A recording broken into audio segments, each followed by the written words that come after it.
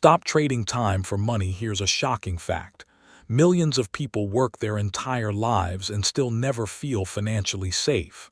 They earn, they spend, they pay bills, they try to save, and somehow at the end of every month the money is gone. Maybe you know that feeling. You get paid on Friday and by Monday your money already has a destination. Rent or mortgage, car payment, credit cards, groceries, insurance, gas, subscriptions you forgot you even signed up for. Then something unexpected happens. Your phone breaks, your kid needs something for school, your car makes that weird sound, and just like that the plan is gone. That's how most people live. Not because they're lazy, not because they're stupid, but because they were taught to work for money without ever being taught how to make money work for them. And that one difference changes everything. For most of your life, you've probably been told the same formula. Go to school, get a job, work hard, and someday you'll be secure. But here's the uncomfortable truth. Hard work alone does not guarantee freedom. You can work 40 hours a week, 50 hours a week, even 60 hours a week, and still feel behind. Because if your income stops the moment you stop working, then you don't own a financial life. You own a job. And a job, no matter how good it looks from the outside, can still be a trap if it's your only source of income. That's where passive income changes the game. Passive income is not magic, it's not a scam, and it's definitely not get rich quick. It's something much more powerful than that. It's building income streams that keep paying you after the work is done. It's owning assets instead of only owing bills. It's creating little financial machines that put cash in your pocket month after month, whether you're at work, asleep, on vacation, or simply living your life. Imagine that for a second. Imagine waking up and knowing money came in overnight. Imagine your bills being paid not just by your labor, but by assets you built. Imagine having enough breathing room to pay down debt faster, stop panicking over emergencies, and finally start building real wealth. That's what this audiobook is about. This is not just a list of ideas. This is a shift in the way you see money. Because once you understand the difference between an expense and an asset, between debt that drains you and income that frees you, your financial life starts to change. Maybe not overnight, but permanently. And you need to listen to this all the way to the end, because each chapter is designed to give you a new tool, another way to build cash flow, another way to reduce dependence on a paycheck, another way to take back control. Some of these income streams require money. Some require time. Some require creativity. But together they give you options. And options are where freedom begins. You do not need to be rich to start. You do not need a finance degree. You do not need to have everything figured out. You just need to start thinking differently. The people who stay broke often spend their lives chasing income. The people who build wealth spend their lives building assets. That is the line that separates survival from freedom. So if you've ever felt like you're working hard but getting nowhere, if you've ever looked at your bank account and wondered, is this really it? If you've ever wanted more security, more control, and more peace around money, then keep listening. Because today, we stop talking about money as something you earn. And we start talking about money as something you build. Chapter 1, Dividend Stocks. Get paid just for owning great companies. Have you ever wondered why some people seem calm when the economy gets noisy? The headlines scream, markets swing, people panic. And yet there's always that one investor who leans back, sips coffee, and says, "I'm still getting paid." Why? Because they understand a simple idea that changes how you see money forever. You don't have to work for every dollar you earn. Sometimes you can own something that works for you. That's the power of dividend stocks. At first, the idea sounds almost too simple. You buy shares in a company. The company makes money. And then the company shares part of those profits with you, usually every quarter just because you own the stock. Not because you worked a shift. Not because you sold something. Not because you clocked in. You got paid because you owned an asset. That is a different game. Most people spend their lives trying to increase income by squeezing more out of themselves. More hours, more side hustles, more stress, more burnout. But the wealthy often focus on something else entirely. They ask a different question. How can I own things that pay me? That shift from labor to ownership is where wealth starts to feel real. What is a dividend stock, really? Let's keep this simple. A dividend stock is a share of a company that pays part of its profits back to shareholders. If you own the stock, you may receive regular payments called dividends. Think of it like this. Imagine you and a few friends own a neighborhood car wash. The business does well. After paying expenses, keeping some cash for growth, and handling maintenance, there's profit left over. Instead of keeping every dollar inside the business, you decide to split some of that profit among the owners. That payment is basically a dividend. Now replace the neighborhood car wash with major companies, businesses that sell toothpaste, soda, medicine, household goods, energy, software, or telecom services. Many of these companies are so profitable and so established that they regularly share profits with shareholders. That means every time you own a piece of one of these companies, you may get paid. And here's the beautiful part. Some of these companies have been paying dividends for decades. Some have increased those dividends year after year through recessions, wars, inflation, political chaos, and market crashes. That should make you pause for a second. What kind of financial life are you building if your income depends only on your next paycheck? And what kind of financial life becomes possible when part of your income comes from businesses all over the world sending you cash? Why dividend stocks matter so much? Dividend stocks matter because they do three things at once. They can pay you income. They can grow in value over time. And they can train your mind to think like an owner instead of a worker. That last part is bigger than it sounds. A lot of people say they want to invest, but emotionally, they still think like consumers. They know brands. They buy products. They spend money. But they don't stop to ask, can I own the business behind the thing I already use? When you begin buying dividend stocks, something changes in your psychology. You stop seeing the economy as something that just happens to you. You start seeing it as something you can participate in. Everyday life becomes different. You walk into a store and think, this company makes money every time someone buys this product. You pay your phone bill and think, this telecom company sends dividends. You notice people filling prescriptions, drinking coffee, using electricity, buying groceries, and you realize these aren't just expenses. They're business models. They're cash machines. They're assets. That is how investors start seeing the world. And that change matters because wealth is often built by people who learn to turn daily life into ownership opportunities. A real-life example of ownership paying off. Let's say someone buys shares in a stable dividend-paying company. Maybe it's a company that has been around for decades. Maybe it sells products people buy no matter what the economy is doing: soap, food, medicine, electricity, or drinks. They invest $10,000. Now imagine that stock pays a 3% annual dividend yield.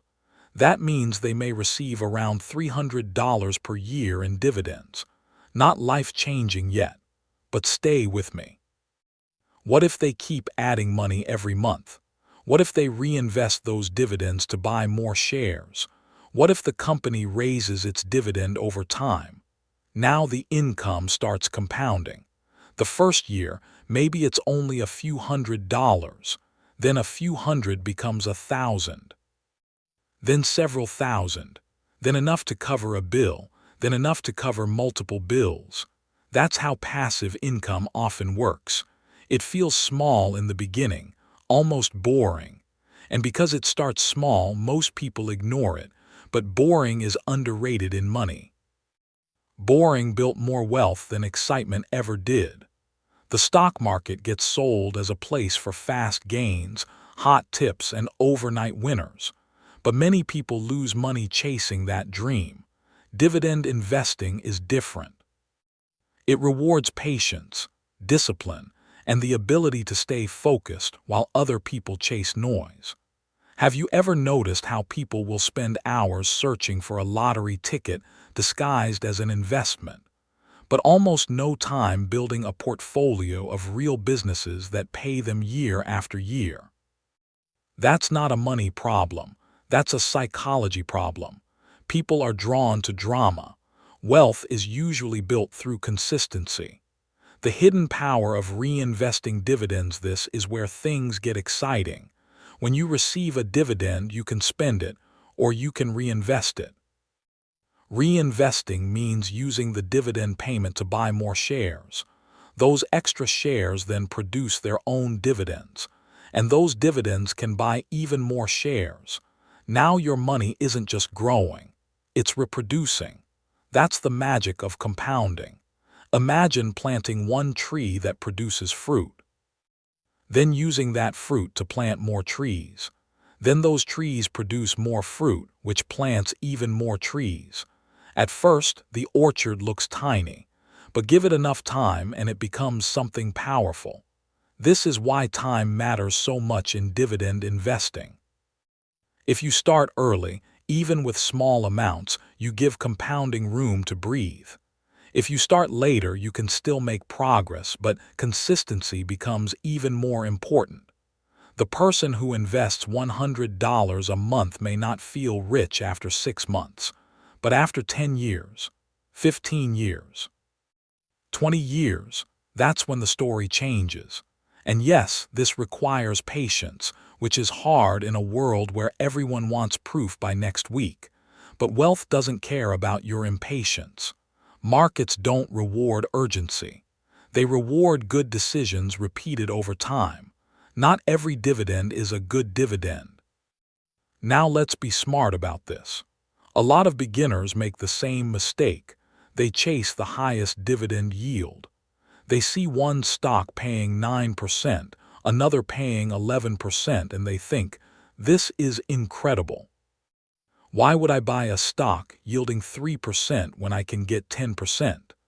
Because sometimes the market is trying to warn you.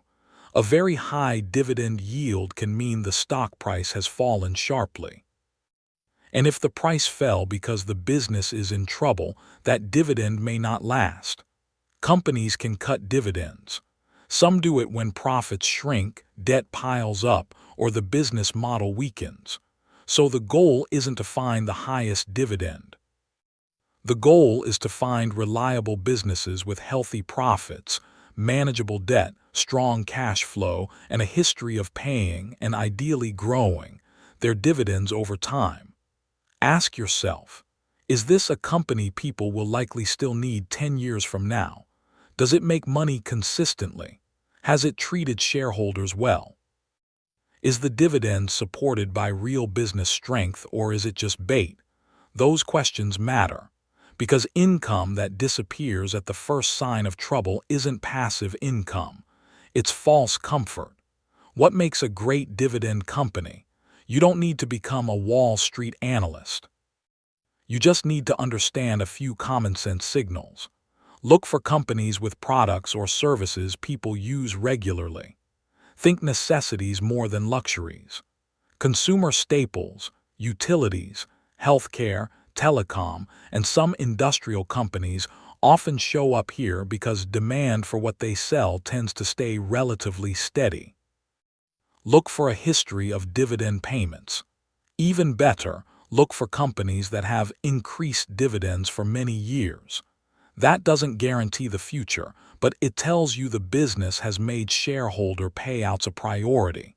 Look at whether profits are stable. A company can't keep paying cash forever if the cash isn't being generated. Pay attention to debt. Too much debt can squeeze a company when times get tough. And most importantly, understand what the business actually does. If you don't understand how a company makes money, why own it? A simple business you understand is usually better than a complex one you can't explain. The emotional side of dividend investing, here's something people don't talk about enough. Dividend investing can help you stay calmer. When stock prices fall, most people feel pain. They open their app, see red numbers, and panic. But dividend investors often have a different anchor.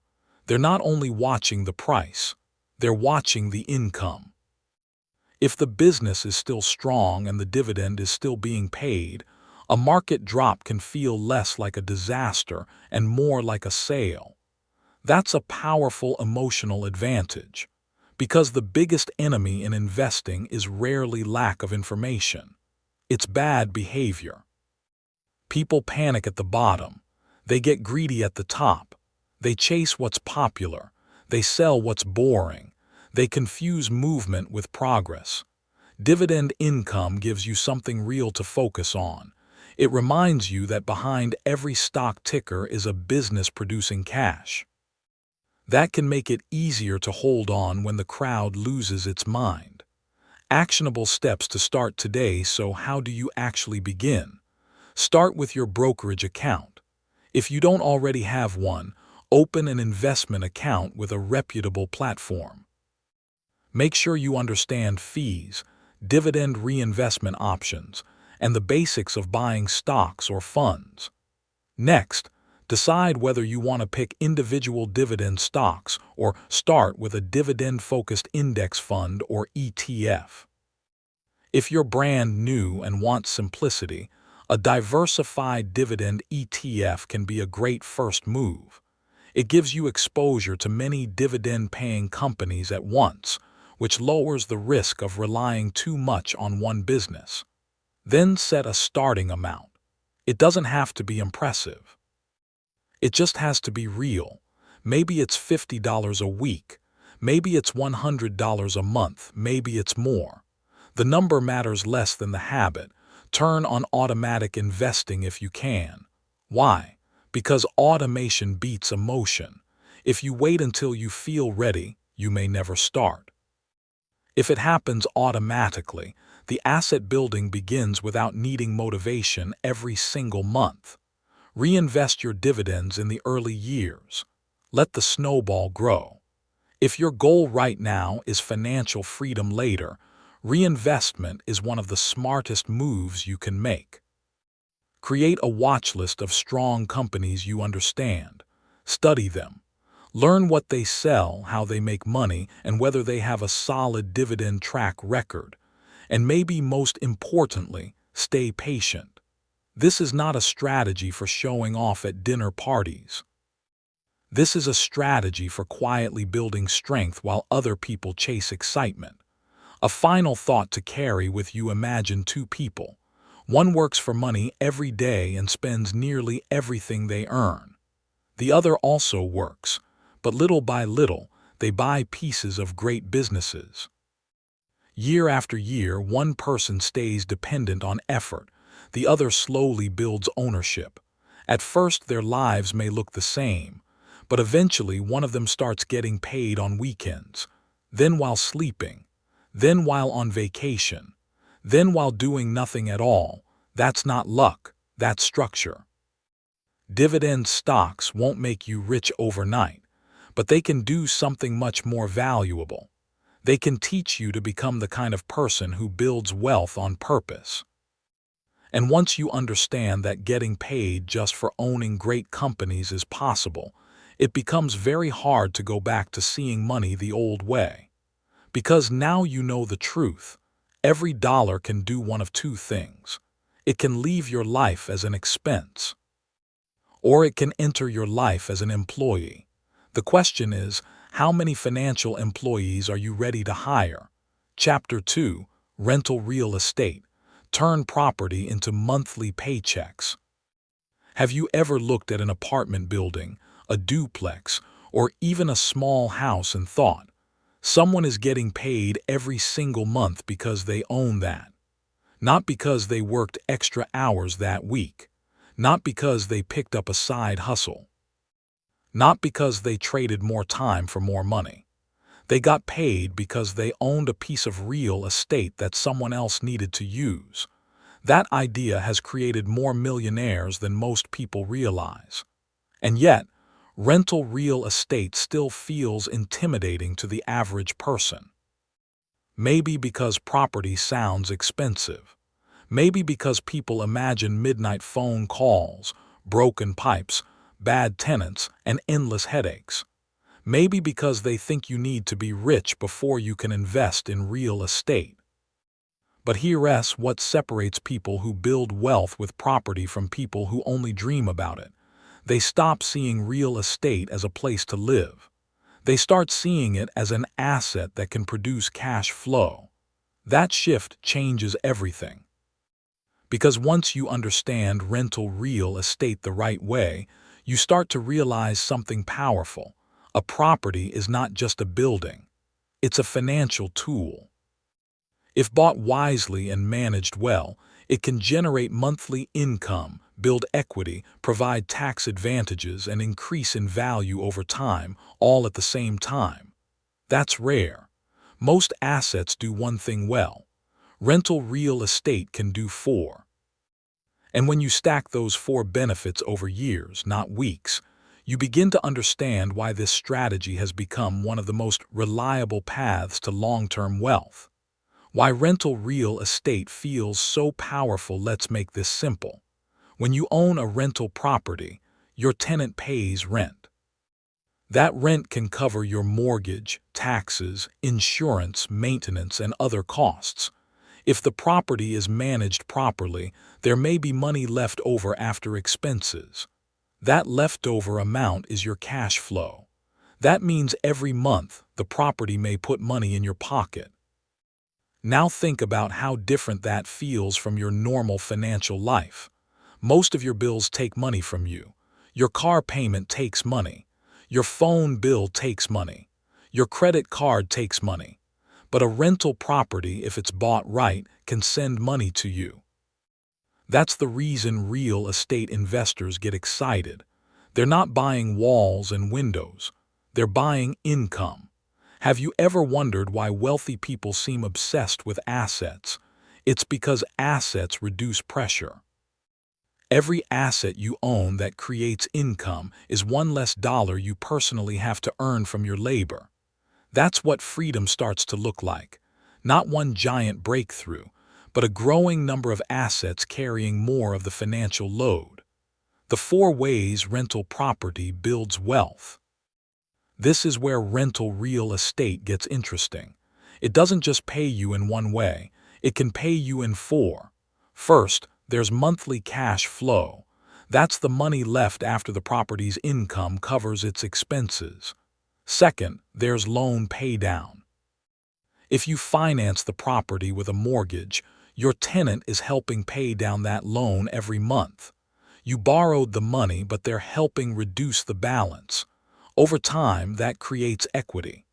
Third, there's appreciation. If the property rises in value over the years, your net worth grows. Real estate values don't go up in a straight line, and there are no guarantees. But over long periods, strong properties in strong areas have often appreciated. Fourth, there are tax benefits. Depending on your situation and where you live, rental property can offer deductions related to mortgage interest, maintenance, insurance, property taxes, depreciation, and other expenses. Now stop for a second and think about that. How many things in your financial life pay you monthly, help someone else pay down your debt, may rise in value, and can offer tax advantages? That's why people love rental real estate. When done wisely, it becomes more than an investment. It becomes a machine. A real-life example. The duplex that changed everything. Let's say someone buys a duplex for $300,000. They put down 20%, finance the rest, and rent out both units. Each unit rents for $1,400 per month, so the total monthly rental income is $2,800. Now let's estimate the monthly expenses. Mortgage, $1,600. Property taxes, $300. Insurance, $100. Maintenance reserve, $200. Vacancy reserve, $100. That totals about $2,300. So what's left? Roughly $500 a month in cash flow. That's $500 for owning the asset, not for clocking in, not for driving to a job.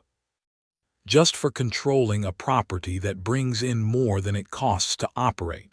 And it gets better. While the owner collects that $500, the tenants are also helping pay down the mortgage. Let's say a portion of that monthly payment goes toward principal. Over time, the owner owes less and owns more. Now imagine they hold that duplex for 10 years. If rents rise, cash flow may increase. If the loan balance drops, equity grows. If the property value rises, wealth grows. And if they buy another one later, the process repeats. That's how ordinary people slowly build extraordinary financial lives, not with one flashy move, with one solid property at a time. Why so many people never start? If rental real estate is so powerful, why doesn't everyone do it?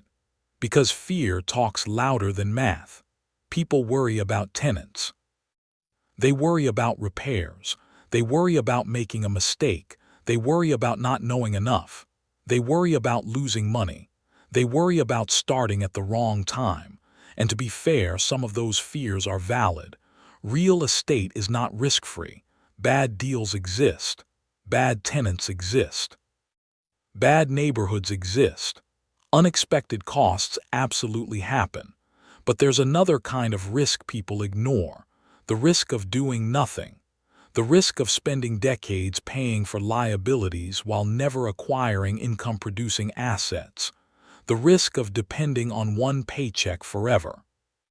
The risk of waiting until someday and discovering someday got very expensive. Most people don't fail in real estate because they lacked intelligence. They fail before they begin because uncertainty made them freeze. Have you ever noticed that the mind tends to exaggerate what could go wrong while barely thinking about what could go right? That's human nature. Your brain is wired for protection, not wealth building. It wants certainty. But wealth usually belongs to people who can act with preparation, not perfection. Not all rental properties are good investments. This is crucial. A beautiful property is not always a good investment. An expensive neighborhood is not always a profitable market. A trendy location is not automatically a smart buy. Real estate investing is not about buying what impresses people. It's about buying what makes financial sense. That means the numbers come first. Before you buy any rental property, ask, how much rent can this property realistically bring in? What are the monthly expenses? What's the vacancy rate in the area? What repairs might be needed soon? Will this property still cash flow if something goes wrong? Because something will go wrong. The roof won't ask for permission before it ages. The water heater won't wait for a convenient month. A tenant may leave unexpectedly. A repair bill may hit at the worst possible time. This is why smart investors don't just buy for rent. They buy with margins. They leave room. They plan for maintenance. They respect the numbers. They know that hope is not a strategy. A lot of first-time investors fall in love with the property.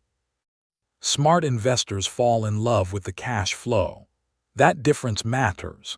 Location still matters, but maybe not in the way you think. You've heard the phrase, location, location, location. It's true, but many people misunderstand it.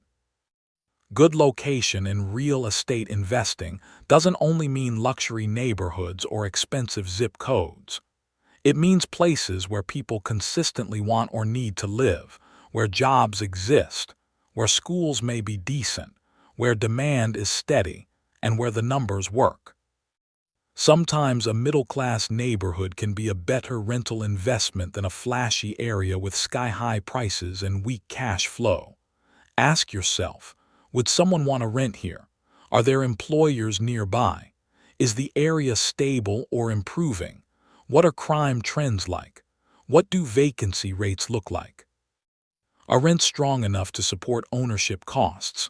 The goal is not to buy a property you'd brag about at a party. The goal is to buy a property that quietly pays you for years. Wealth is often less glamorous than people think. The tenant question everyone worries about.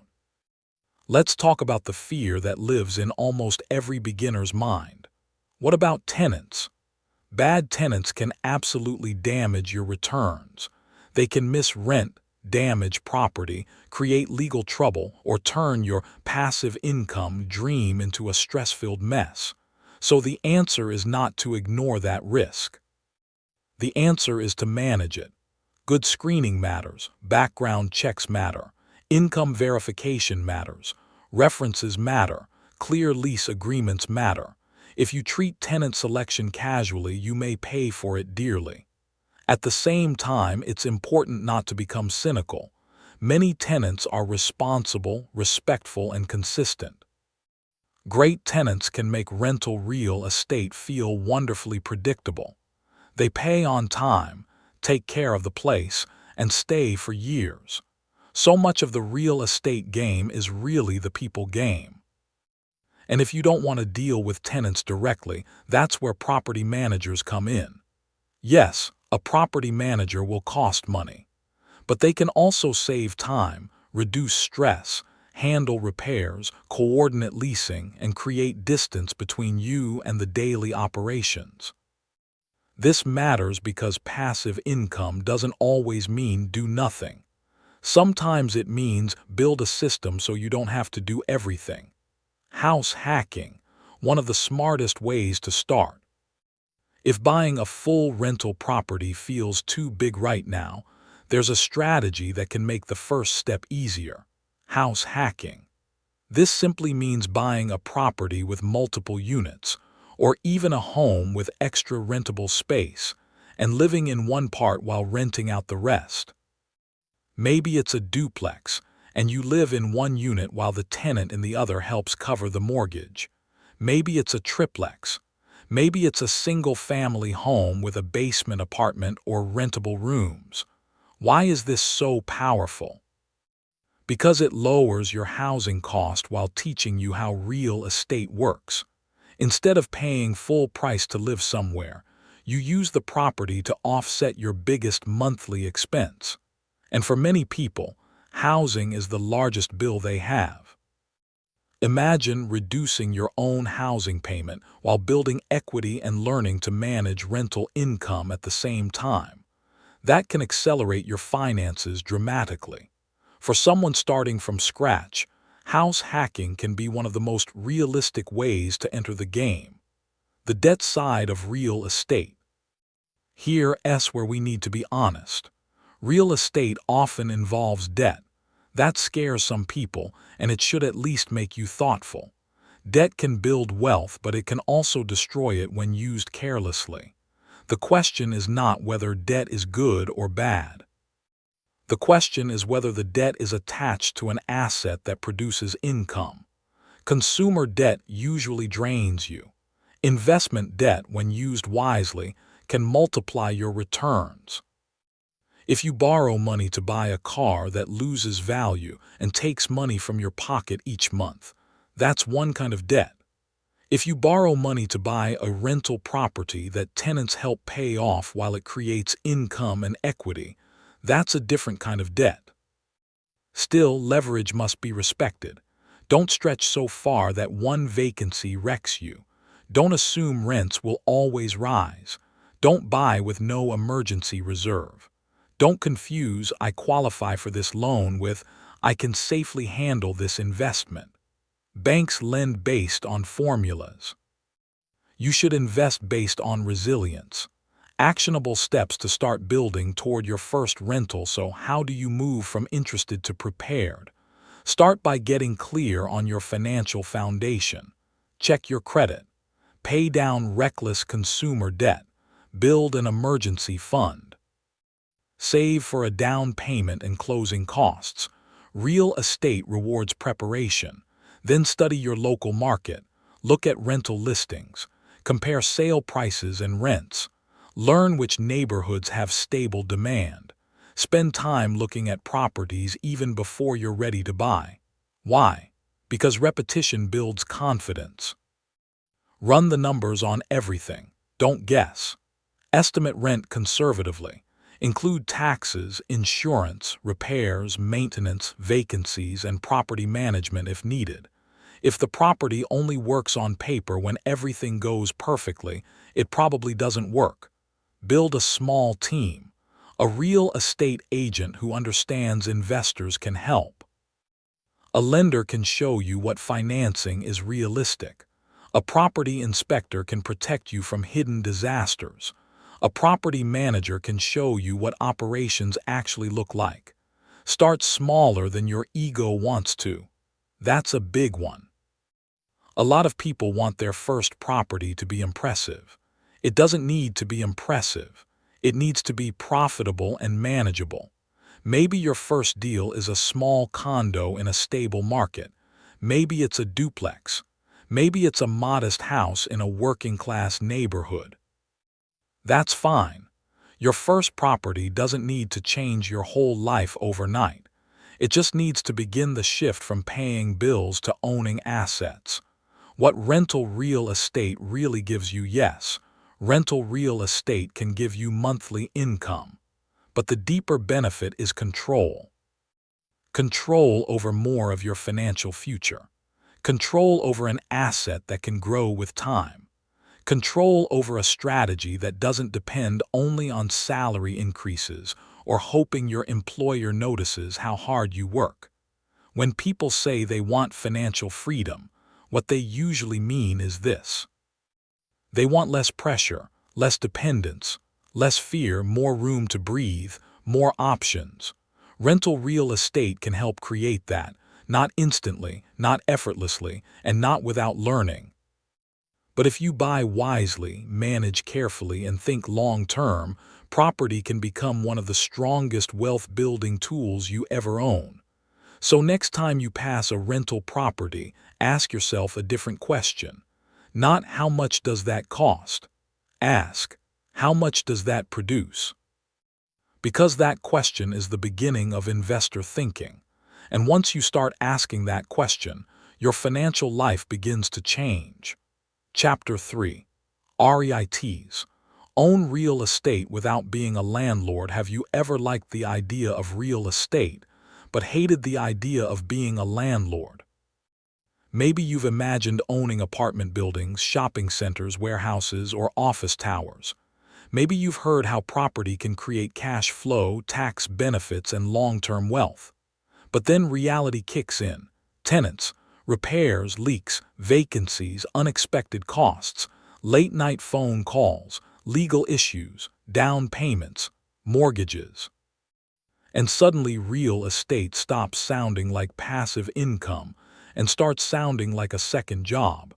That's where REITs enter the picture. REIT stands for Real Estate Investment Trust. It may sound like some dry Wall Street term, but the idea is actually simple.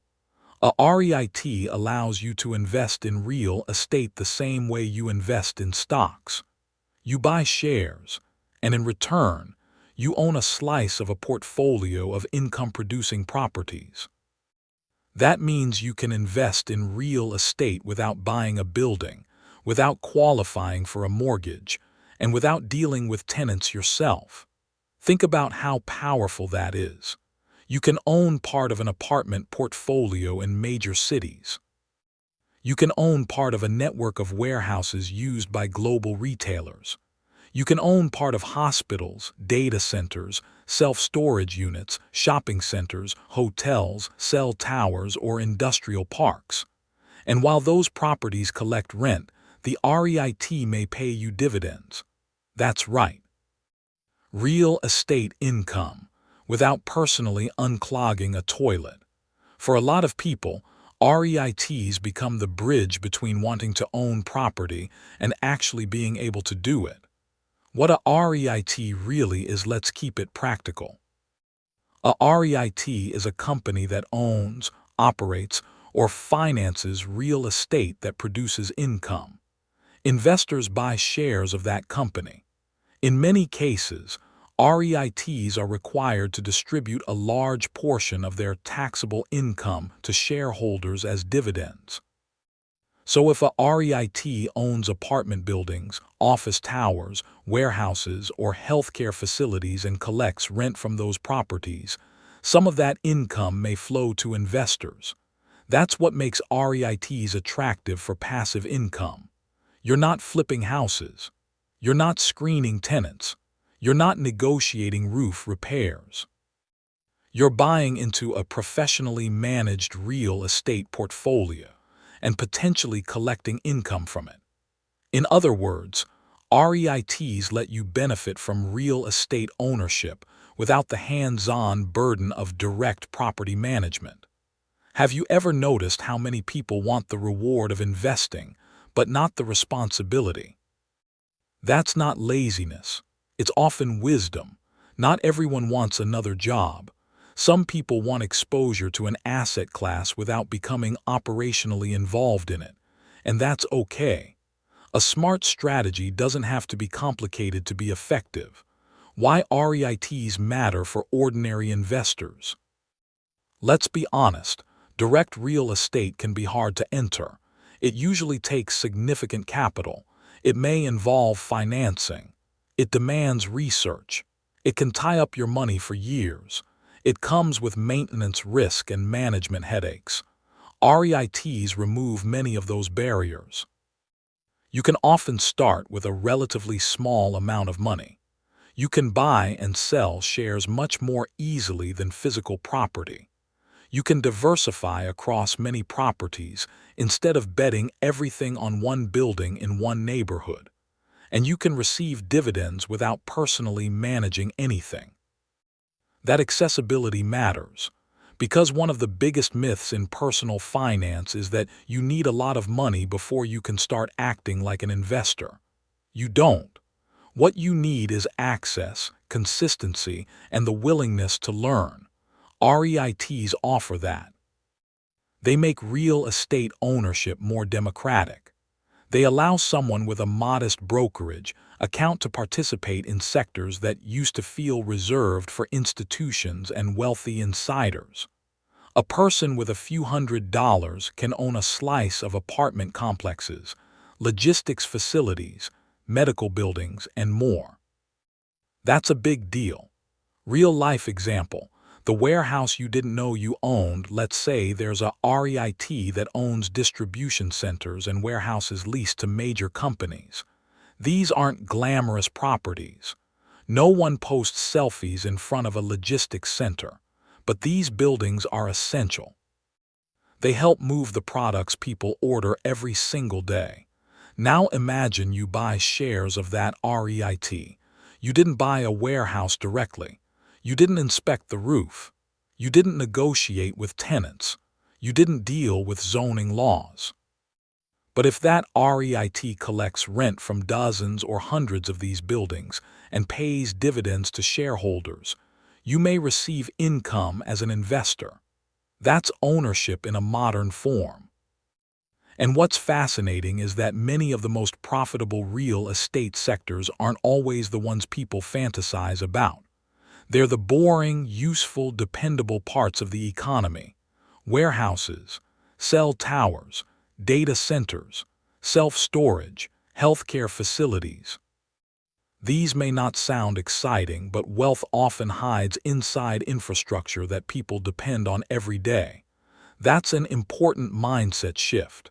You don't need to invest in what feels glamorous. You need to invest in what produces income. Different types of REITs. Not all REITs are the same, and understanding the major categories helps you make smarter decisions.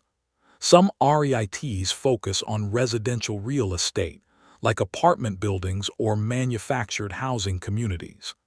These tend to benefit from housing demand and population trends.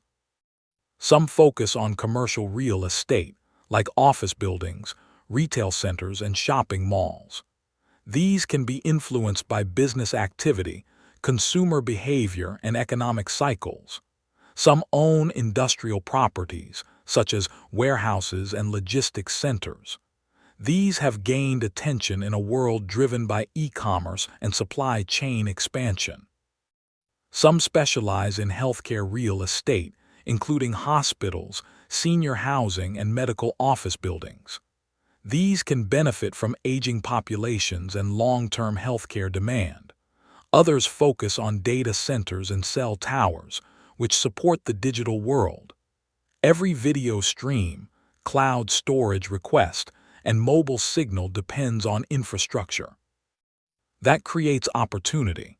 There are also mortgage REITs, which are different. Instead of owning physical properties, they invest in real estate debt or mortgages. These can offer high yields, but they often come with different risks and may be more sensitive to interest rates. This is why it's important to understand what kind of REIT you're buying. A REIT is not just real estate. It's a business model tied to a specific segment of the economy. Ask yourself, what properties does this REIT own? How does it make money? What trends might help or hurt this sector? Those simple questions can save you from investing blindly. The psychological advantage of REITs. There's something emotionally powerful about REITs, especially for beginners. They lower the barrier to entry. And when the barrier feels lower, people are more likely to begin.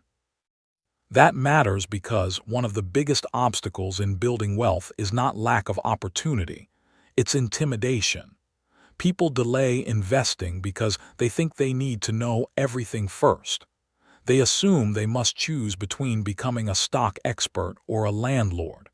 They imagine complicated spreadsheets and high-stakes decisions. REITs give people another path. You can begin learning real estate by owning a small piece of it in your portfolio. You can start observing how property sectors perform, how dividends work, and how interest rates affect valuations, all without committing to a giant down payment or a 30-year mortgage. This makes REITs a great educational asset as well as a financial one. And there's another psychological benefit: liquidity. If you own a rental property and need cash quickly, selling it can take time, cost money, and create stress. If you own a publicly traded REIT, selling shares is usually much easier. That flexibility gives some investors peace of mind. Now, should you sell impulsively just because you can? Of course not. But knowing that your capital isn't locked into one building can make real estate investing feel more approachable. The risks you need to respect now. Let's stay grounded. REITs are not magic. They can lose value. Dividends can be reduced.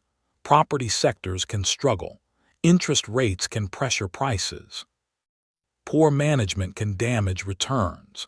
Have you ever wondered why some investments sound great in theory but disappoint in practice? It's usually because people focused only on the upside and ignored the structure underneath. With REITs, structure matters. If a REIT is overloaded with debt, rising interest rates can hurt. If it owns weak properties in weak markets, rental income can suffer. If it's concentrated in a struggling sector, say, office buildings during a time when remote work is changing demand, that can create pressure. If the payout looks incredibly high, that may be a warning sign rather than a gift. This is why chasing the highest yield can be dangerous. A beginner sees a huge dividend and thinks, Amazing. A disciplined investor asks, can this payout actually last? That question is everything. Reliable passive income is not about grabbing the biggest number on the screen. It's about finding sustainable businesses with solid balance sheets, competent management, and properties people still need. What to look for in a strong REIT? You don't need a finance degree to evaluate a REIT at a basic level. You just need a few solid habits. Start with the property type. Do you understand the sector? Do you believe there will still be demand for these properties in the future?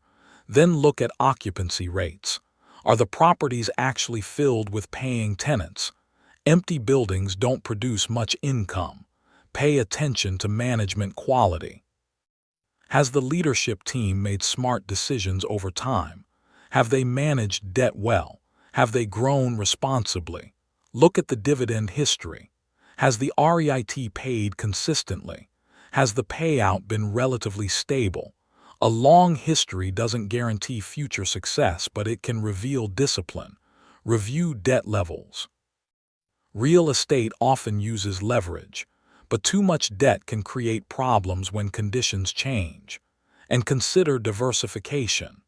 A REIT with properties across different regions and tenants may be more resilient than one concentrated in a narrow niche. For beginners, REIT ETFs can also be a great option. Instead of picking one REIT, an ETF spreads your money across many REITs. That can reduce single company risk and make it easier to start. Sometimes simplicity beats brilliance. REITs versus owning physical rental property, so which is better, REITs or direct ownership? That depends on what kind of investor you are. If you want control, leverage, tax strategy, and the ability to force value through improvements, direct real estate can be powerful. If you want liquidity, lower capital requirements, diversification, and less operational stress, REITs may be a better fit. Think about your lifestyle honestly. Do you want to manage renovations, financing, tenants, and local market dynamics? Or would you rather click buy, collect dividends, and let professionals handle the buildings? There's no moral victory in choosing the harder path if the easier path helps you stay consistent. Some people build wealth owning rentals. Some build wealth through REITs. Some do both. The real mistake is not choosing one over the other. The real mistake is doing nothing because you think only one path counts. Actionable steps to start today. If you want to begin with REITs, here's a practical path. Open or review your brokerage account. Make sure you have access to individual stocks and ETFs. Decide whether you want simplicity or selectivity. If you're brand new, a diversified REIT ETF may be the easiest entry point. It gives you broad exposure to the real estate sector without requiring you to analyze one company in depth. If you want to buy individual REITs, start by studying sectors you understand: apartments, industrial warehouses, healthcare, data centers, self-storage. Learn how they make money and what drives demand. Read the dividend history. Don't just look at the yield, look at consistency. Check the business model. Are leases long-term or short-term? Are tenants strong or shaky? Is the portfolio spread across multiple regions? Set a monthly investing amount. This matters more than trying to time the perfect day. Whether it's $50, $100, or more, consistency builds ownership. Reinvest dividends if your goal is long-term growth. Let the income buy more income, and give yourself permission to start small. You don't need to build a real estate empire this month. You just need to take one step from consumer to owner. The bigger lesson behind REITs teach a deeper lesson about wealth. They remind you that ownership doesn't always have to be physical to be powerful. You don't need keys in your hand to benefit from real estate. You don't need to paint walls, collect rent checks, or negotiate with contractors to participate in property income. You don't need a huge bank account to begin acting like an investor. What you need is the willingness to own assets that produce cash flow. That's the heart of this entire audiobook. Not hustle for the sake of hustle, not complexity for the sake of sounding smart, not someday thinking, ownership. Because every time you buy a real asset or a share in one, you move a little farther away from dependence and a little closer to freedom. So if direct real estate feels too big, too expensive, or too stressful right now, don't use that as an excuse to stay on the sidelines. Use REITs as your doorway. Let them teach you how real estate income works. Let them show you the power of dividends backed by real properties. Let them become one of the first assets in a portfolio designed to pay you, not just cost you. And ask yourself this: what would change in your financial life if part of your monthly income came from properties you never had to manage yourself? That's the promise of REITs. Not fantasy, not hype, just a smarter way to own real estate. Chapter 4: High-Yield Savings and Cash Accounts. Make your emergency fund work for you. Have you ever done everything right with your money and still felt like you were losing? You work hard. You try to save. You keep some money aside just in case. You tell yourself you're being responsible, but then inflation quietly eats away at your cash. Your bank pays you almost nothing, and the money sitting there, the money you sacrificed to save, barely grows at all. That's one of the quiet frustrations of personal finance. People are told to save, but they're rarely taught where to save. So they leave their emergency fund in an account earning next to nothing, while the cost of groceries, rent, insurance, and daily life keeps rising. The money is technically safe, but it's not working. It's asleep. And that's what this chapter is about: how to make your cash do more without taking reckless risks. Because not every dollar you own should be chasing the stock market. Not every dollar should be locked into real estate. Not every dollar should be invested for the long term. Some money has a different job. Some money is there to protect you. Some money is there to give you breathing room. Some money is there to keep one emergency from becoming a financial disaster. That money matters just as much as your investments, maybe more. Because if your financial foundation is weak, even great investments won't save you from bad timing. One job loss, one medical bill, one broken transmission, one emergency trip, and suddenly you're swiping a credit card at 24% interest just to survive. That's how people get trapped. Not because they're bad with money, because they didn't have enough accessible cash when life happened. And life always happens. Why cash still matters in a wealth-building plan. Let's clear up a common misconception. A lot of people hear the phrase "cash is trash" and assume keeping money in savings is foolish. They think every spare dollar should be invested for growth. And while it's true that long-term wealth is often built through assets like stocks, real estate, and businesses, cash still plays a crucial role. Cash is not exciting. Cash is not glamorous. Cash does not make for flashy social media posts. But cash gives you something incredibly valuable: stability. Have you ever noticed how people make terrible money decisions when they feel trapped? They sell investments too early. They borrow at awful rates. They panic. They choose survival over strategy. Emergency cash helps prevent that. It gives you options. It buys you time. It protects your long-term plan from short-term chaos. That's why an emergency fund isn't just a pile of money. It's a stress reduction tool. It's financial shock absorption. It's the difference between inconvenience and crisis. Now here's the good news. If that money has to sit somewhere, it might as well earn something meaningful while it waits. That's where high-yield savings accounts, money market accounts, and other cash tools come in. What is a high-yield savings account? A high-yield savings account is exactly what it sounds like. A savings account that pays a higher interest rate than a traditional savings account. Traditional banks have trained people to expect almost nothing from their cash. Many people still keep savings in accounts earning tiny amounts, sometimes so little that it feels almost insulting. A high-yield savings account changes that.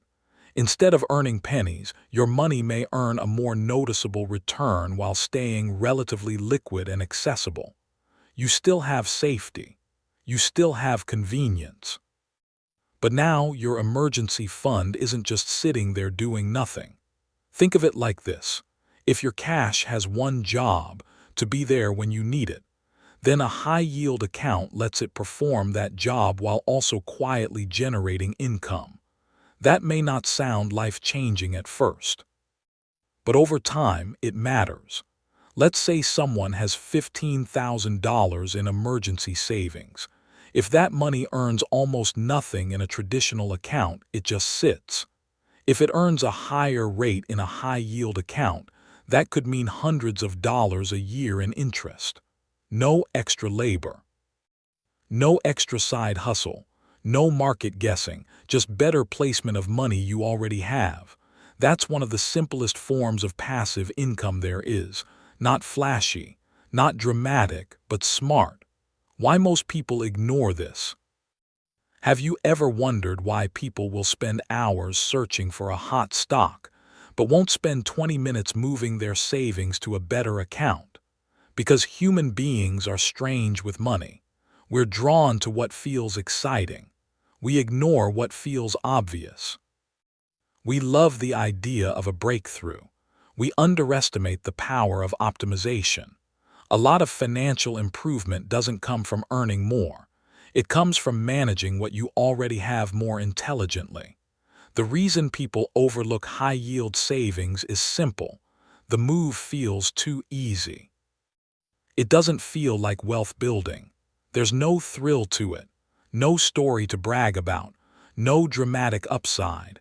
But mature money decisions are often boring, and boring is beautiful when it protects your peace. If your emergency fund is sitting in a low-interest account just because that's where you opened it years ago, that's not loyalty. That's inertia. Wealth building often starts when you stop accepting default settings. Real-life example. The cost of keeping cash in the wrong place. Let's imagine two people. Both have $20,000 set aside for emergencies. Both are trying to be responsible. Both believe they're doing the safe thing. Person A keeps the money in a standard savings account earning almost nothing. Person B moves it to a high-yield savings account with a much better rate. At the end of 1 year, Person A earns very little. Person B earns significantly more in interest. Now multiply that by several years. Neither person took huge risk. Neither person worked extra hours. Neither person changed their lifestyle dramatically. One simply placed their money better. That's a powerful lesson. Sometimes improving your finances has less to do with effort and more to do with awareness. And if you're paying down debt at the same time, that interest can help too. Maybe it won't erase your debt overnight, but every extra dollar earned passively gives you more flexibility. It can offset costs. It can reduce the pressure on your monthly budget. It can help you avoid sliding backward. The emergency fund, more than just a money buffer. Let's talk about the emotional side. An emergency fund is not only about math, it's about behavior. When you know you have cash available, your nervous system changes. You breathe differently. You think differently. You make decisions from a place of stability instead of panic. That matters more than most people realize. Financial stress doesn't just affect your bank account. It affects your sleep, your relationships, Your confidence, your ability to focus, your willingness to take good risks later. Have you ever noticed how hard it is to think long-term when you're worried about next week? That's why emergency cash matters. It creates what I like to call financial oxygen. You may not notice oxygen when you have plenty of it, but you notice immediately when it's gone. An emergency fund gives your financial life air. And when that fund is in a high-yield account, you get the emotional benefit of safety plus the practical benefit of your money earning something while it waits. That's not a small thing. That's smart money management. Other cash accounts to know about. High-yield savings accounts are great, but they're not the only option. There are also money market accounts, which often offer competitive interest rates and may come with additional account features. There are certificates of deposit, or CDs, where you agree to leave your money untouched for a set period in exchange for a fixed rate. These can be useful for money you won't need immediately but still want to keep relatively safe. There are treasury bills and other short-term government securities, which some people use as part of their cash management strategy. The key is understanding the job of the money. Is it emergency money that needs to be accessible fast? A high-yield savings account may make the most sense. Is it money you know you won't need for a few months? A CD or short-term treasury option might be worth considering. The mistake is treating all cash the same. Every dollar should have a role. Spending money, emergency money, investment money, debt payoff money, opportunity money. Once you start assigning jobs to your money, you stop feeling like your finances are random. You start building intention. Safety first. Why this is not the place to chase huge returns now, let's be clear about something important. The purpose of your emergency fund is not maximum growth. The purpose is safety, liquidity, and reliability. That means this is not the place to gamble, not the place to swing for the fences, not the place to chase some weird online promise of giant returns. If you need the money in a crisis, it must be there. That's why high-yield savings accounts are so valuable. They strike a balance. They allow your money to earn more while still serving its main purpose, protecting you. Have you ever noticed how often people create financial problems because they mix up the jobs of their money? They invest emergency money. They spend investment money. They save debt payoff money in the wrong place. They keep too much checking balance earning nothing. They let habits, not strategy, decide where their money sits. Clarity solves a lot of that. When you understand that cash is not there to make you rich, but to keep you from becoming desperate, you stop expecting it to do the wrong job. How much should you keep in an emergency fund? This depends on your life. A common rule is 3 to 6 months of essential expenses, but that's just a starting point. Some people want more, especially if their income is unpredictable. They own a business, support a family, or work in an industry prone to layoffs. Ask yourself, how stable is my income? How many people depend on me? How fast could I replace my job if I lost it? What expenses could hit unexpectedly? How much peace of mind do I need to sleep at night? This isn't just a spreadsheet question. It's a resilience question. For one person, 3 months may feel sufficient. For another, 6 to 12 months may be more realistic. The point is not to hit some perfect number overnight. The point is to build steadily. Even starting with $1,000 can be powerful. Then 1 month of expenses. Then 2. Then more. Every step reduces pressure. Actionable steps to make your cash work today. If you want to act on this chapter right away, here's how. First, look at where your emergency savings currently sits. Don't assume it's fine. Check the actual interest rate. Many people are shocked when they finally look. Second, compare high-yield savings accounts from reputable institutions. Look at interest rates, fees, account access, transfer speed, and whether the institution is appropriately insured. Third, move at least part of your emergency fund into a better account if it makes sense. You don't need a dramatic overhaul, you just need progress. Fourth, automate contributions. Even small automatic deposits build momentum. A system beats relying on memory or motivation. Fifth, separate your emergency fund from your everyday spending account. Why? Because if it sits in the same place as your debit card swipes and random purchases, the temptation to borrow from it gets stronger. Sixth, define what counts as an emergency. A sale is not an emergency. A vacation is not an emergency. An emergency fund is for genuine disruptions, job loss, urgent repairs, medical needs, necessary travel, and true financial shocks. Seventh, revisit your amount every few months. As your life changes, your cash cushion should too. If your expenses rise, your emergency fund target may need to rise.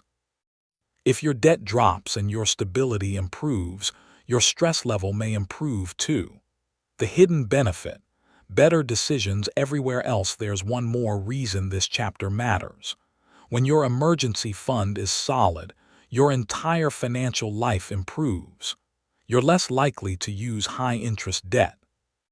You're less likely to sell investments during bad market moments. You're less likely to tolerate toxic work situations just because you're desperate. You're more likely to think clearly. That's the hidden return on cash. Not just interest. Freedom. Maybe not the dramatic, quit your job tomorrow kind, but the kind that matters first. The freedom to handle life without falling apart. The freedom to say, I can manage this. The freedom to make your next money decision from strength instead of fear. That is worth a lot. So if you've been overlooking your cash because it doesn't seem exciting enough, remember this. The strongest financial lives are not built only on growth. They're built on stability first, then growth. And high-yield savings and cash accounts help you build that stability while making your emergency fund work harder for you. It may not be the sexiest part of wealth building. But when life throws a punch, and it eventually does, you'll be grateful your money was ready before you were desperate. Chapter 5. Bonds and Fixed Income Investments. Build stable cash flow in uncertain times. Have you ever wondered why experienced investors don't put all their money into whatever is hottest? Why do people who have been through market crashes, recessions, inflation spikes, and financial panic often keep part of their wealth in investments that seem, well, kind of boring? Why would anyone choose steady over exciting? Because at a certain point, money stops being just about making more. It becomes about keeping what you've built, creating reliable cash flow, and sleeping well when the world gets noisy. That's where bonds and fixed income investments come in. Now, I know what some people hear when they hear the word bond. They hear something old-fashioned, slow, technical, maybe even irrelevant. Stocks sound exciting. Real estate sounds powerful. Businesses sound ambitious. Bonds, not exactly the life of the financial party, but have you noticed something about parties? They're loud, emotional, and often expensive. Stability rarely gets the spotlight. And yet, when the market turns ugly, when uncertainty rises, when people start panicking, stability becomes very attractive. That's why this chapter matters. Because building wealth is not just about chasing return. It's also about managing risk, preserving capital, and making sure your money still works for you when life gets unpredictable. What a bond actually is, let's keep this simple. A bond is basically a loan. When you buy a bond, you're lending money to a government, a corporation, or another entity. In return, they agree to pay you interest over time and then repay your original amount later, assuming all goes as planned. That's it. Instead of becoming an owner like you do with stocks, you become a lender. Think of it this way. If buying stock is like owning part of a business, buying a bond is like being the bank for that business or for a government. And banks understand something most consumers don't. Lending can create income. Have you ever noticed how often ordinary people are on the wrong side of interest? They pay interest on credit cards. They pay interest on car loans. They pay interest on personal loans. They pay the bank. But when you invest in bonds, you begin moving to the other side of that equation. You become the one collecting interest. That shift matters. Why bonds matter in a wealth-building plan. So why do bonds deserve a place in a book about passive income and wealth building? Because not all passive income needs to be aggressive. Not all assets should swing wildly. Not every dollar you own needs to be chasing maximum growth. Some money has a different mission. Some money is there to reduce chaos. Some money is there to produce stable income. Some money is there to protect your financial life when riskier assets are under pressure. Bonds can help do that. They often pay regular interest. They can offer more predictability than stocks. They may reduce volatility in a portfolio. And they can become especially attractive for people who value income, preservation, and peace of mind.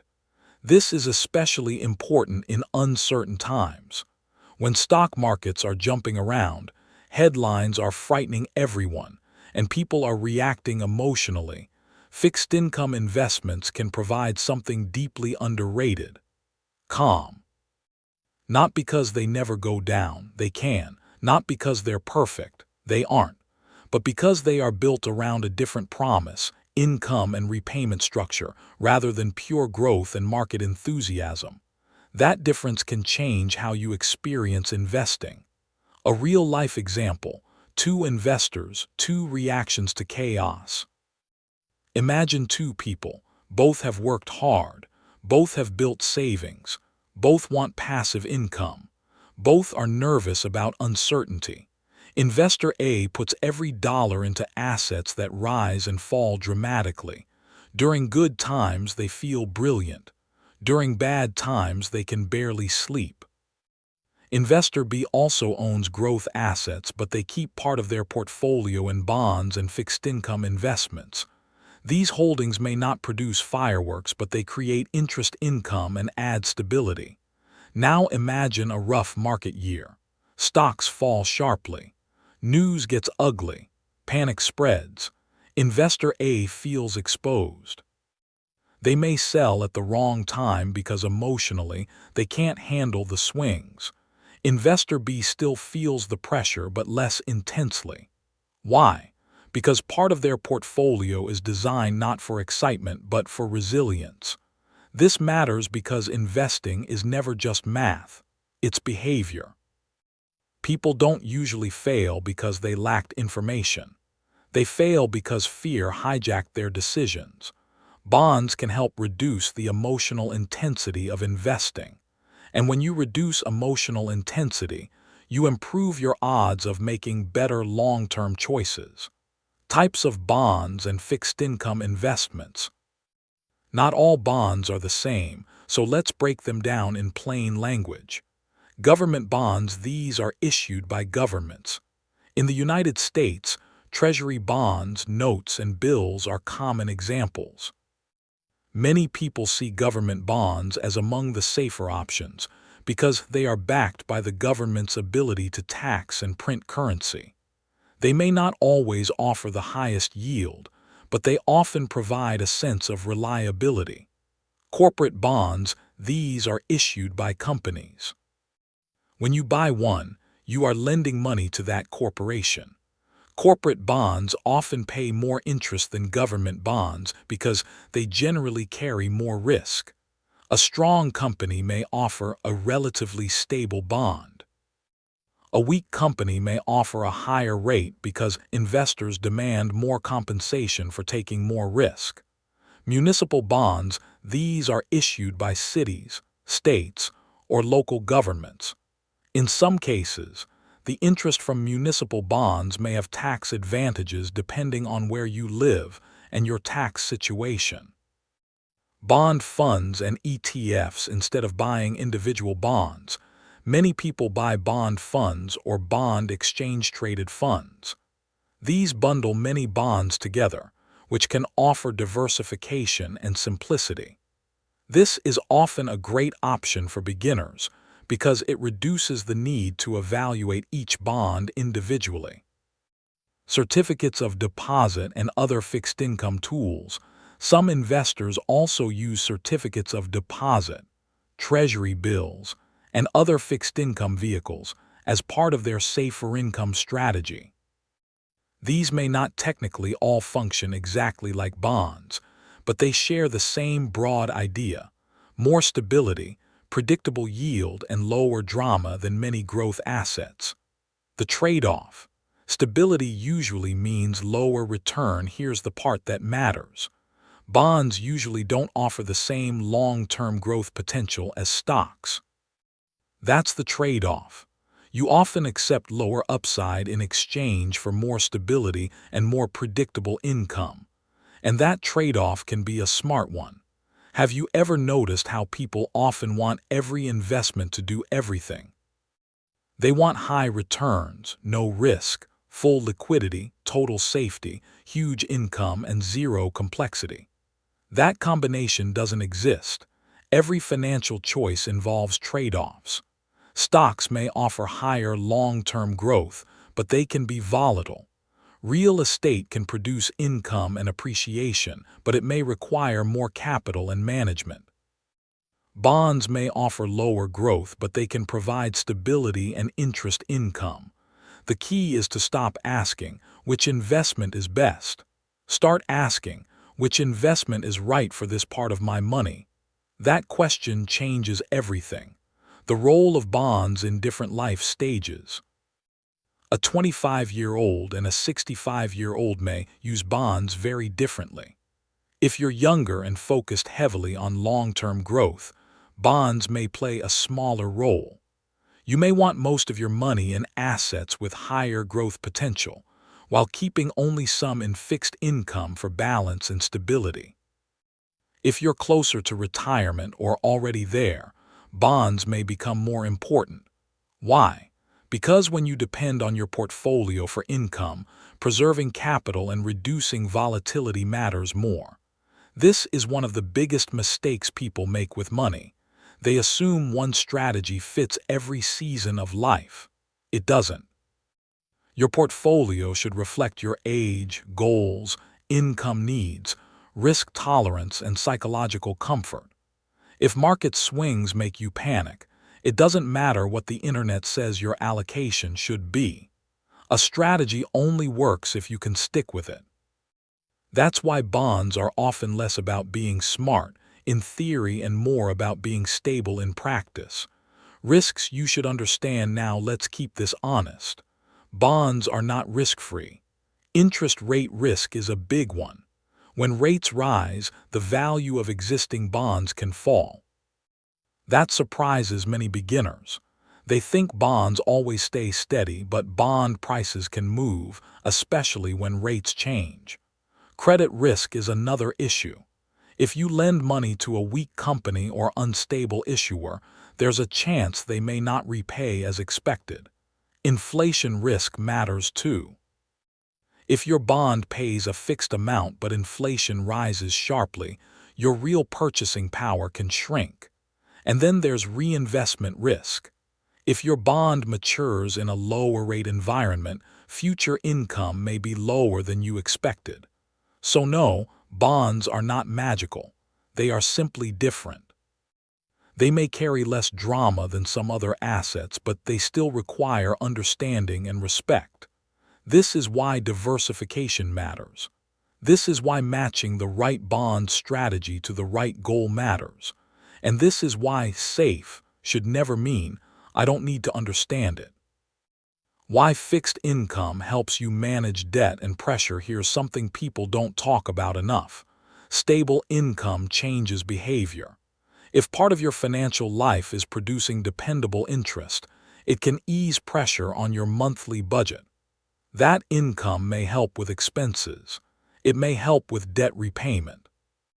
It may help you avoid selling growth assets during downturns.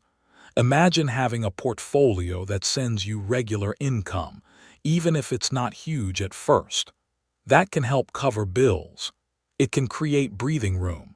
It can reduce the urge to reach for high-interest debt when life gets tight.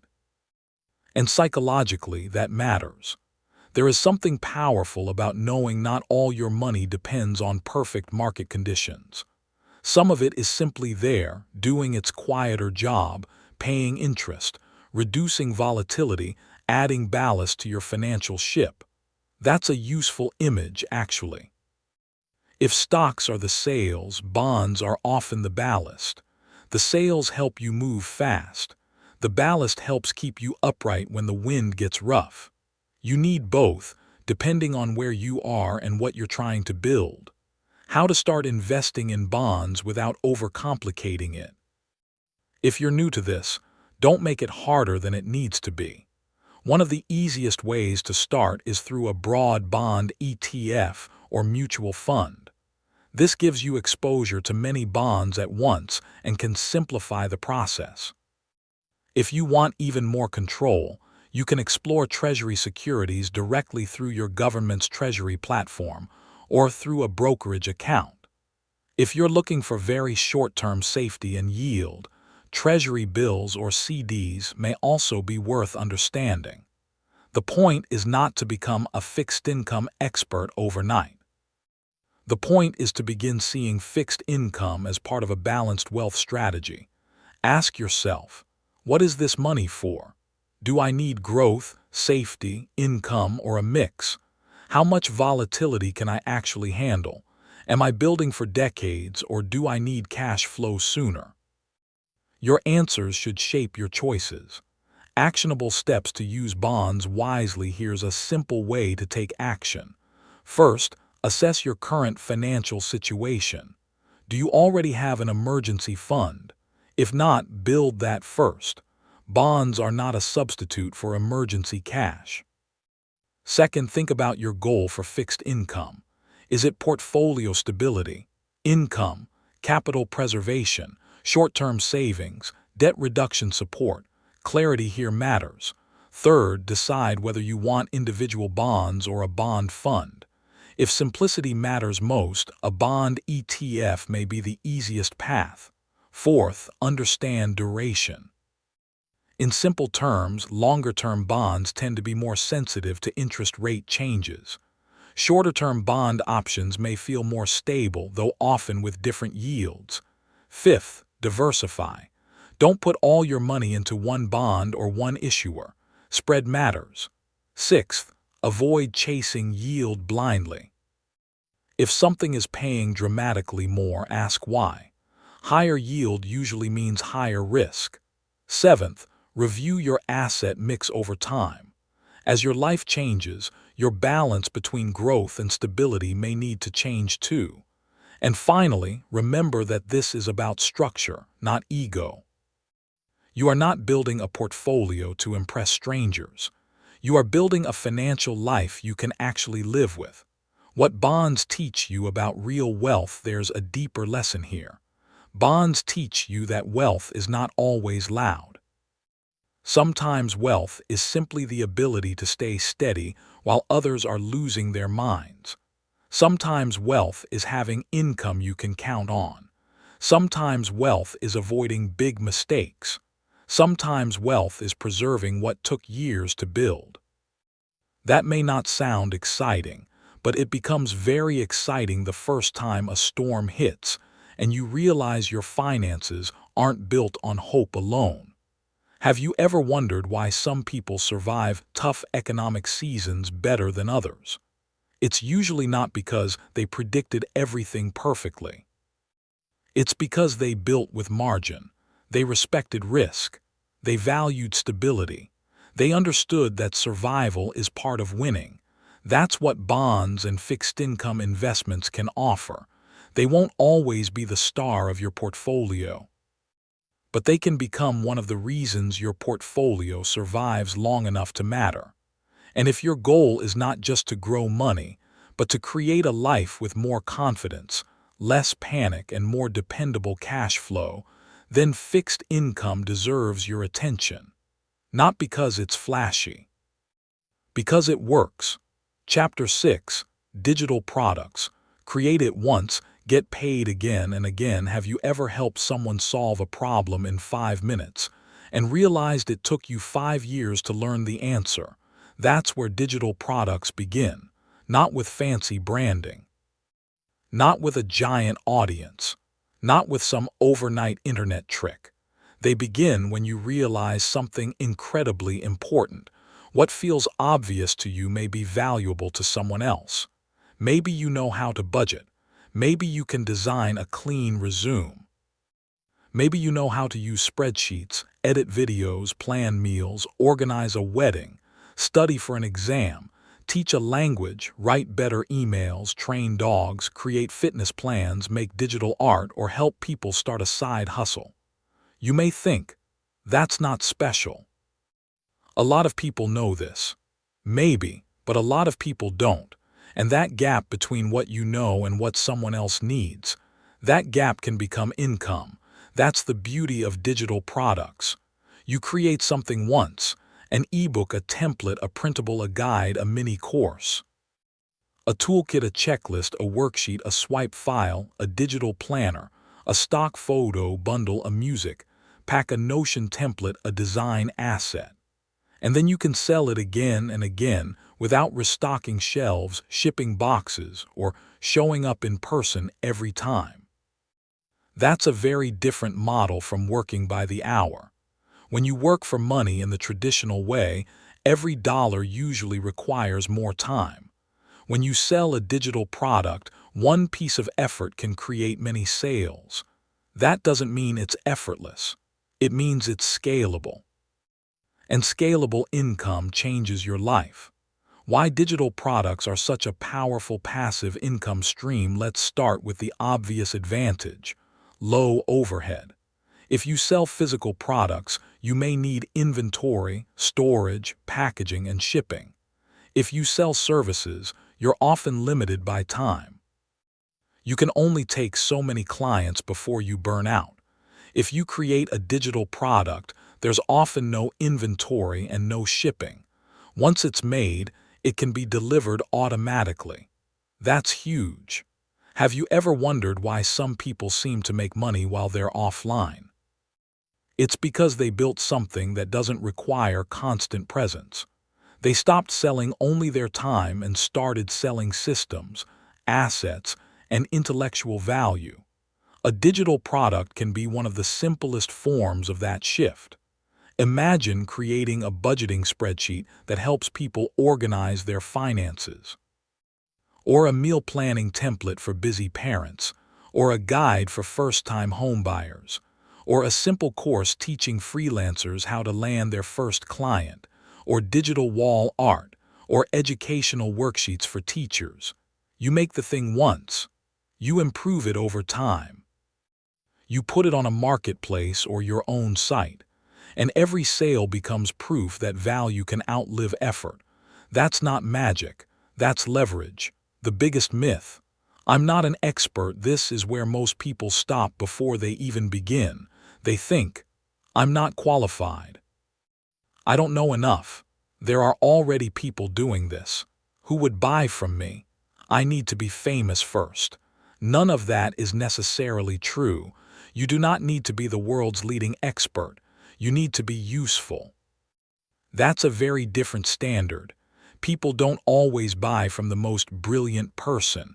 They often buy from the clearest one, the simplest one, the one who makes the problem feel solvable. Have you ever watched someone explain something in a way that finally clicked, even though other people had explained the same topic before? That's the point. Value isn't only about depth.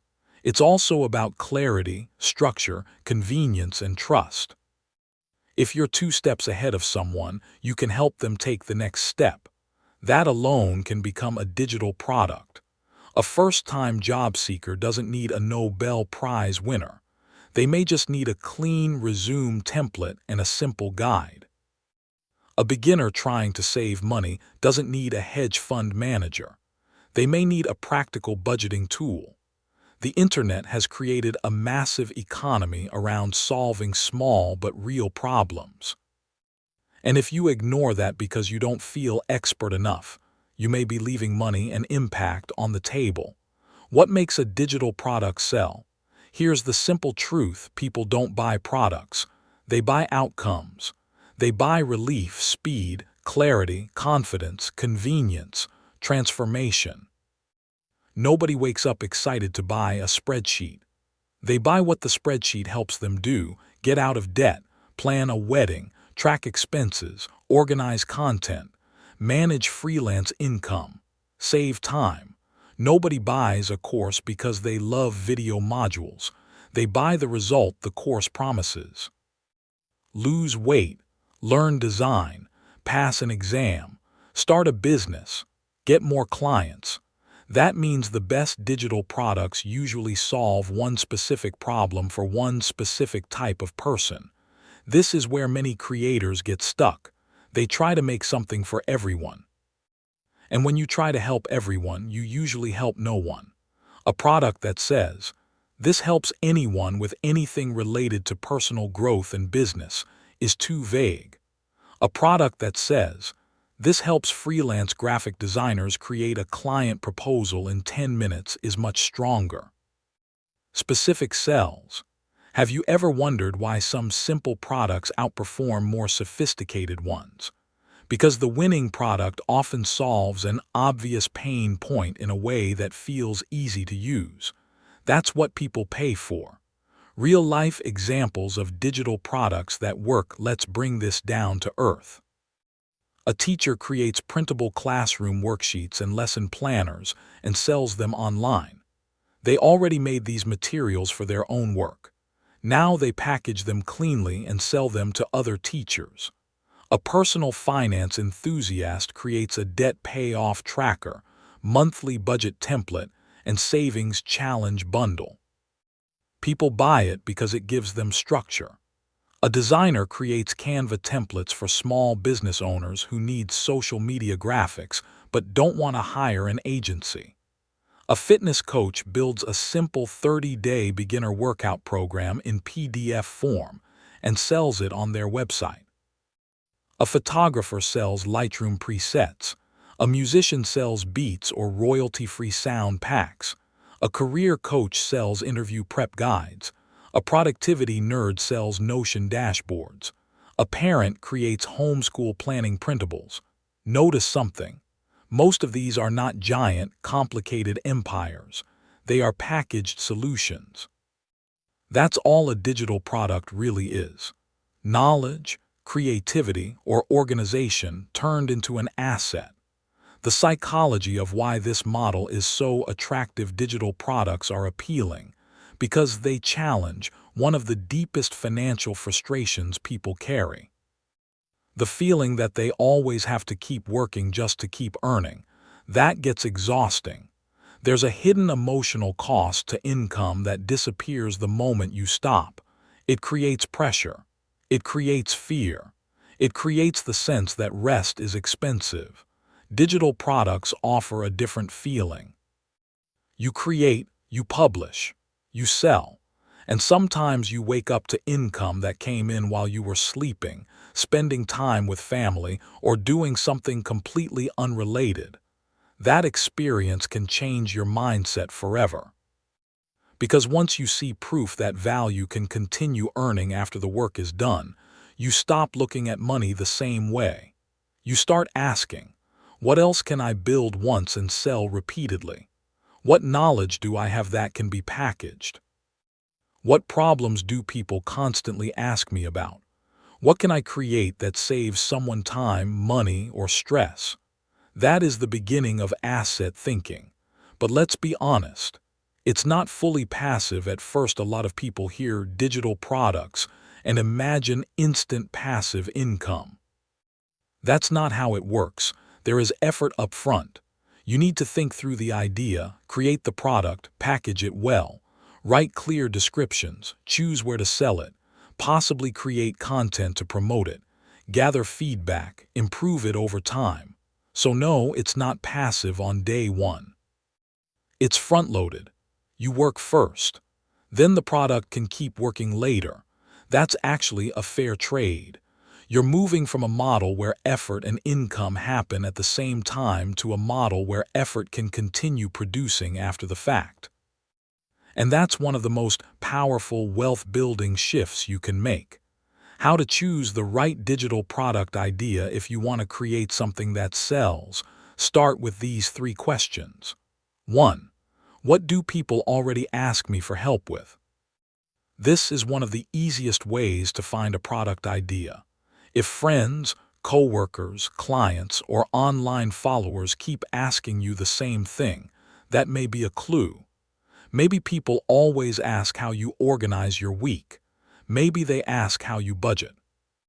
Maybe they ask how you edit photos. Maybe they ask for your workout plan. Maybe they ask for templates or examples. Repeated requests are market signals. 2. What problem can I solve simply? Not every product needs to be huge. Some of the best digital products are small and practical. A checklist, a script, a workbook, a guide, a planner, a template. Don't ask, what giant empire can I build? Ask, what useful thing can I make this month? 3. What result are people willing to pay to get faster? People often pay to save time, reduce confusion, avoid mistakes, and move faster. If your product helps someone do that, you have something worth testing. Where you can sell digital products, one reason this income stream is so attractive today is that distribution has never been easier.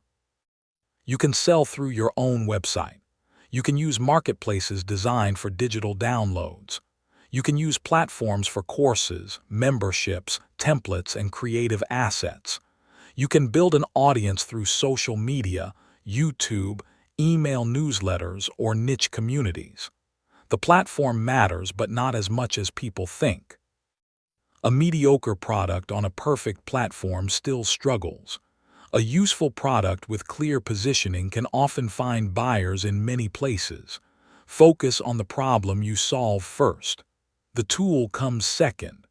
Actionable steps to start today if you want to begin. Here's a practical path. First, make a list of 10 problems you can help solve. Don't overthink it. What do you know how to do? What have you figured out the hard way? What shortcuts, systems, or resources do you already use? Second, pick one narrow problem, not 10. 1. Third, choose the simplest format possible. Could this be a checklist, a PDF guide, a spreadsheet, a template pack, a mini course, a workbook? Fourth, create version 1 quickly, not sloppy. But don't disappear for 6 months trying to make it perfect. Perfection is one of the biggest forms of procrastination. Fifth, test it with real people. Show it to friends, a small audience, or an online community. Ask if it's useful. Ask where they get stuck. Ask what they'd pay for. Sixth, write a clear sales message, not hype, clarity. What problem does it solve? Who is it for? What result does it help create? Why is it easier with your product than without it? Seventh, set up a simple sales system. Upload the product. Create a checkout path. Make delivery automatic if possible. Eighth, talk about the problem your product solves. This is where many creators freeze. They feel awkward promoting. But if your product helps people, talking about it is not manipulation, it's service. Ninth, collect feedback and improve. One digital product can become a bundle can become a course can become a membership. A small product can lead to a larger ecosystem. That's how scalable businesses often begin, small, specific, and useful.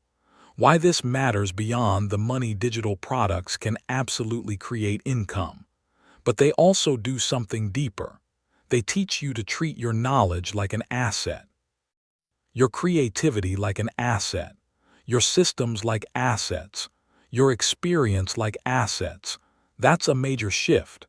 Most people undervalue what they know because it feels normal to them, but normal to you can be transformational to someone else. And once you start packaging your value instead of giving all of it away in one-time conversations, your relationship with work changes. You stop asking only, "How can I earn more this week?" You start asking, "What can I build that keeps helping people and keeps paying me over time?" That question can reshape your future, because wealth doesn't always come from working harder. Sometimes it comes from creating something useful once and letting it keep working long after you've moved on to the next thing.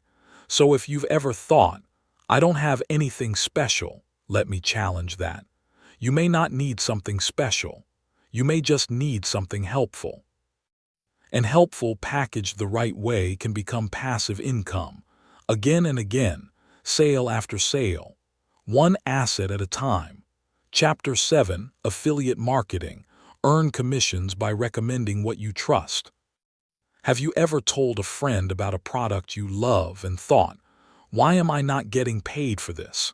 Maybe you recommended a book that changed the way you think, a budgeting app that helped you finally organize your money, a camera you use every day, a software tool that saves you hours, a course that taught you a new skill, a kitchen gadget, a fitness product, a travel bag, a microphone, a mattress, a website host, a broker, a newsletter tool.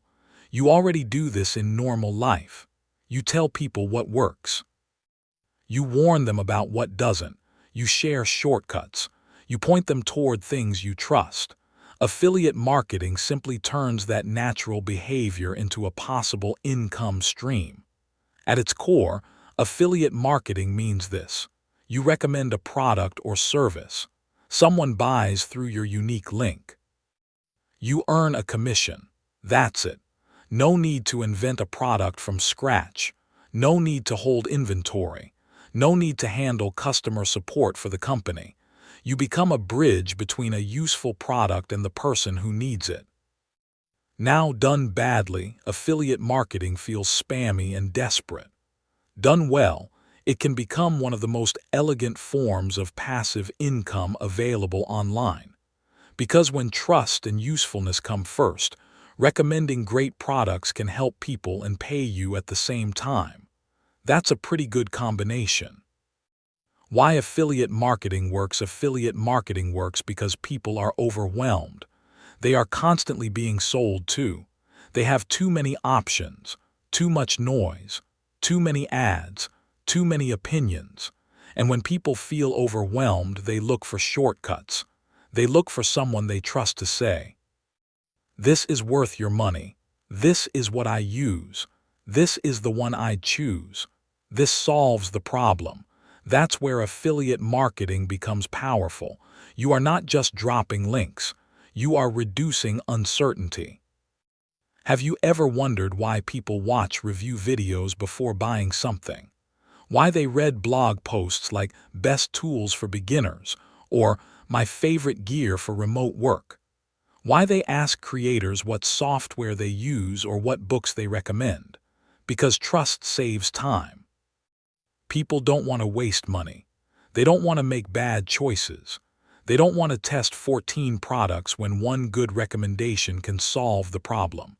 That means affiliate income is often less about selling and more about filtering.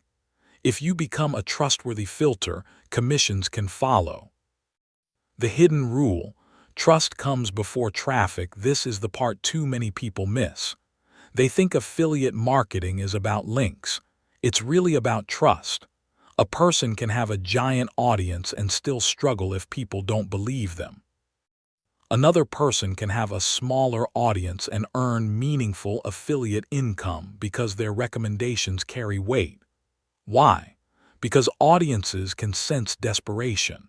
They know when someone is recommending something just for the commission. They can feel when the endorsement is fake. And once trust cracks, everything gets harder. This is why affiliate marketing works best when it's built on honesty. Use what you recommend whenever possible. Talk about who it's for and who it's not for. Be transparent about the strengths and weaknesses. Disclose that you may earn a commission. That kind of honesty does something powerful. It makes people lean in instead of pulling away. Have you ever noticed how the most persuasive people often don't sound pushy? They sound clear, grounded, real. They're not trying to close you. They're helping you decide.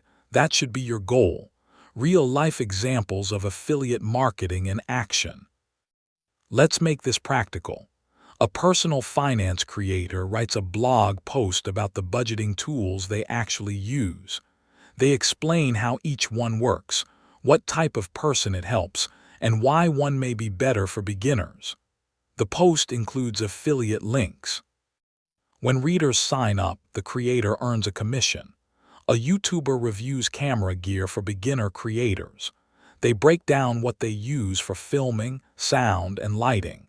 Viewers trust the advice because they can see the results in the videos. Some buy through the links.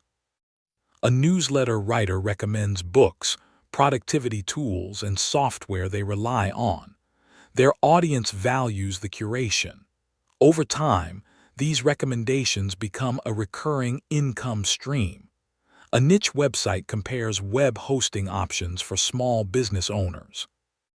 Instead of generic hype, it explains speed, pricing, ease of use, and customer support. Readers click through and purchase. A fitness coach recommends workout equipment, apps, and supplements they genuinely use. Their audience buys because the recommendation comes in context. Notice the pattern. The income doesn't come from randomly dropping links into the void. It comes from relevance. A recommendation works when it appears at the moment someone needs help making a decision. That's why affiliate marketing thrives in content. Blogs, YouTube videos, email newsletters, podcasts, social media posts, niche communities, and websites. The recommendation works because it fits the conversation. Why this income stream appeals to so many people. Affiliate marketing is attractive because it sits in the sweet spot between creation and leverage. You don't need to manufacture a product. You don't need to manage fulfillment. You don't need to build customer support teams. You can focus on content, trust, and distribution. That makes it ideal for people who enjoy teaching, reviewing, curating, or explaining. It also teaches one of the most important wealth-building lessons. Attention is an asset. If you can attract attention ethically and direct it toward valuable solutions, that attention can become income. This is why content creators often build affiliate revenue before they launch their own products. It's a natural starting point. You learn how to communicate value, understand your audience, and test what people care about. And yes, for some people, affiliate income becomes substantial. But for many others, it starts smaller. A few commissions here, then recurring monthly payments, then enough to cover one bill, then several bills. That progression matters. Passive income often begins quietly. Small proof, then repeated proof, then momentum. The psychology behind why people buy through recommendations. Let's go deeper for a second. People don't buy because a link exists. They buy because the recommendation reduces friction. A good recommendation answers hidden questions. Will this actually work for me? Is this worth the money? What if I make the wrong choice? Can I trust this person? Have they used it themselves? Do they understand my problem? When your content answers those questions, conversion improves. That's why personal experience matters so much. If you say, "This budgeting app helped me finally stop missing bill payments," that lands differently than "This is a great app, check it out." Specificity creates credibility. Have you ever wondered why generic recommendations feel forgettable? Because they're empty. They don't connect to lived reality. They don't help the listener imagine themselves using the solution. The best affiliate content feels like a friend saying, "Here S what I used. Here S why it helped. Here S where it's strong. Here S what to watch out for. If this sounds like your situation, it may help you too." That tone wins. The biggest mistake, recommending too much, too soon. A lot of beginners get excited and make the same mistake. They promote everything, every product, every service, every shiny offer with a commission attached. That approach usually backfires. Why? Because trust doesn't survive greed. If your audience starts to feel like every conversation ends with a sales link, they stop listening. You stop being a guide and start becoming noise.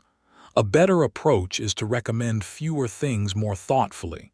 Curate, filter, be selective. If you only recommend tools, books, or products you genuinely believe in, your words carry more weight. And there's a hidden advantage here.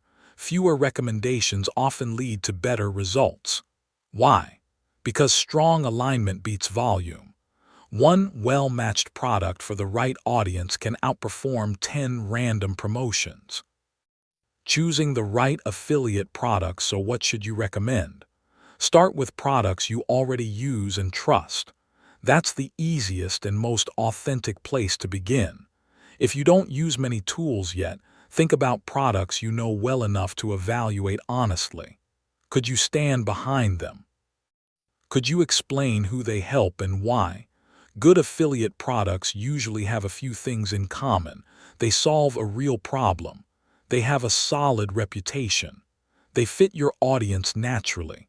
They offer fair value, and the company behind them is reliable.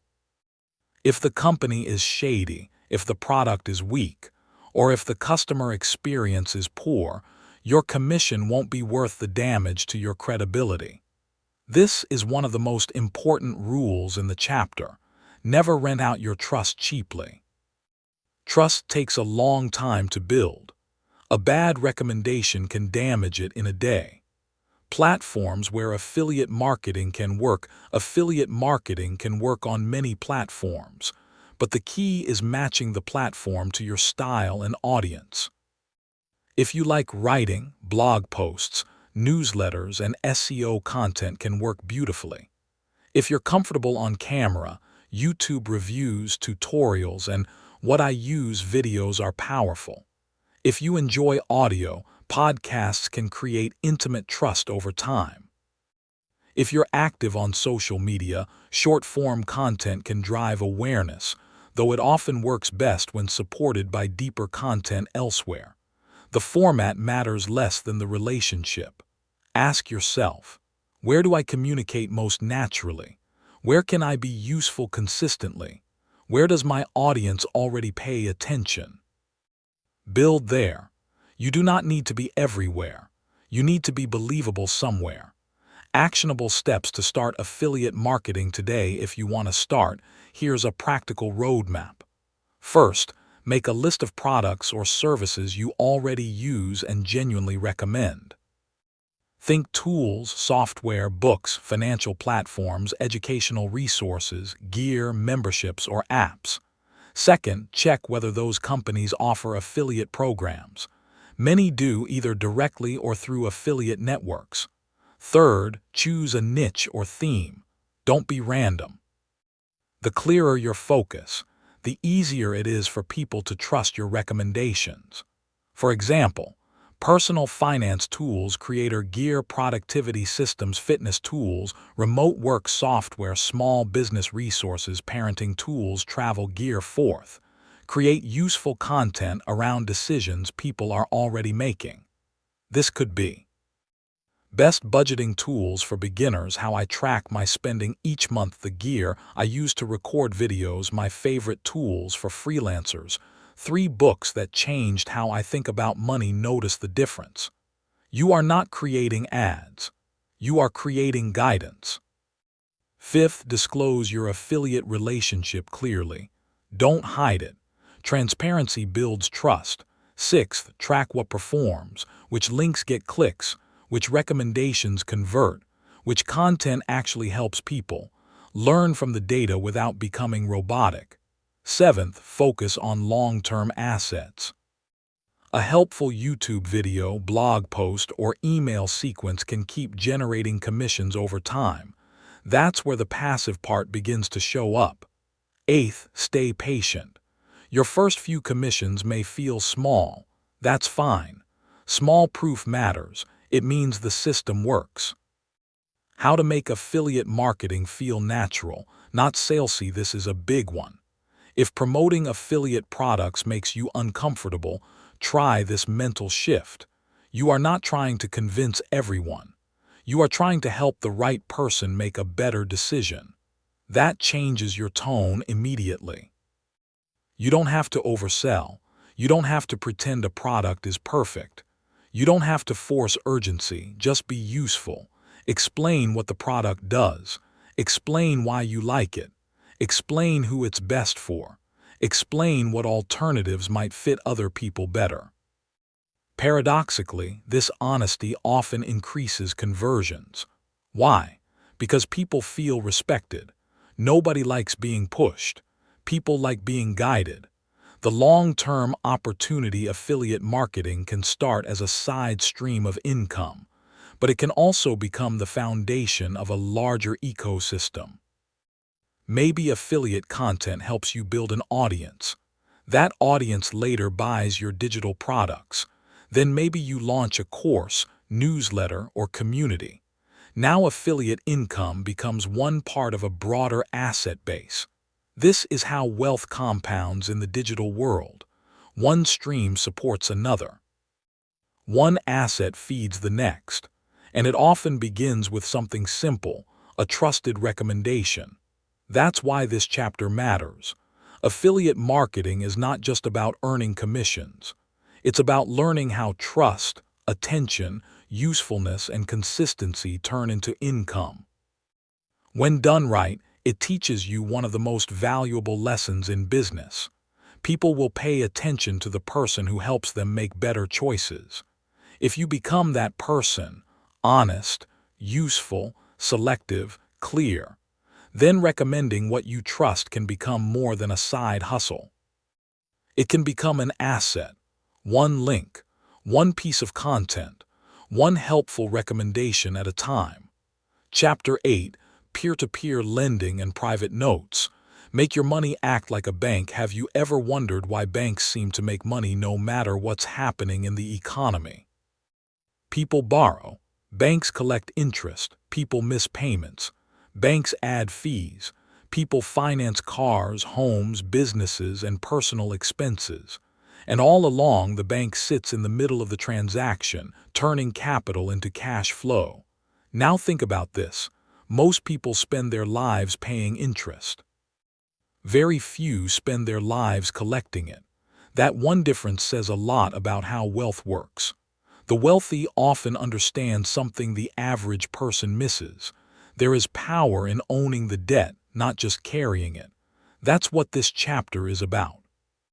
Peer-to-peer lending and private notes are ways to let your money act more like a lender. Instead of only putting your money into stocks, savings accounts, or real estate, you can also use capital to make loans, either through platforms that connect borrowers and lenders, or through private note arrangements where you lend directly and collect interest payments. This is one of those strategies that can sound intimidating at first, mostly because people aren't used to thinking of themselves as lenders. They're used to being borrowers. They know what it feels like to owe money. They know what it feels like to make monthly payments to somebody else. But the moment you begin collecting those payments instead of sending them, your relationship with money changes. That doesn't mean this strategy is easy. It doesn't mean it's risk-free. And it definitely doesn't mean you should jump in blindly. But it does mean there's another side to the money game. And when you understand that side, you start seeing capital differently. What is peer-to-peer lending? Let's start with the basic version. Peer-to-peer lending, often called P2P lending, is a system where individuals lend money to borrowers through an online platform rather than through a traditional bank. The platform acts like a middle layer. Borrowers apply for loans. The platform assesses them and often assigns a risk category. Investors choose whether to fund pieces of those loans. Then, if all goes well, borrowers make payments over time, and investors receive principal and interest. In simple terms, you become one of the people providing the money. You're not opening a bank branch. You're not handling all the underwriting yourself. You're using a system that allows many lenders to fund many borrowers in smaller pieces. That part matters. Because one of the biggest risks in lending is concentration. If you lend all your money to one person and they stop paying, that can hurt badly. But if you spread your money across many small loans, one default doesn't wreck your whole strategy. That's often how peer-to-peer lending works best. Small pieces, broad diversification, disciplined expectations. What are private notes? Private notes are a little different. A private note is usually a direct agreement where one party lends money to another and documents the terms in a promissory note or a similar legal agreement. This could be used in real estate deals, business financing, bridge loans, or other private lending arrangements. For example, an investor may lend money to a real estate operator who needs short-term capital to buy or renovate a property. In return, the lender receives interest, and the note may be secured by the property or another asset. Now we're getting into territory that can be very powerful, but also much more dependent on due diligence and legal structure. Have you ever noticed how some wealth strategies become more profitable as they become less familiar? That's often because fewer people understand them and fewer people are willing to learn how they work. Private lending is one of those spaces. Done carelessly, it can become a mess. Done wisely, it can produce meaningful passive income. Why this income stream is so attractive? There are a few reasons people are drawn to lending. First, interest payments can create recurring cash flow. Second, lending can feel more predictable than owning highly volatile assets. Third, it introduces a powerful mindset shift. Your money becomes productive in a different way. Instead of asking, "What can I buy that might go up?" you start asking, "Who can use this capital and what will they pay me for access to it?" That's a very different kind of thinking. Have you ever wondered why access to money is so valuable? Because capital solves problems, it creates speed, it opens doors, it fills gaps.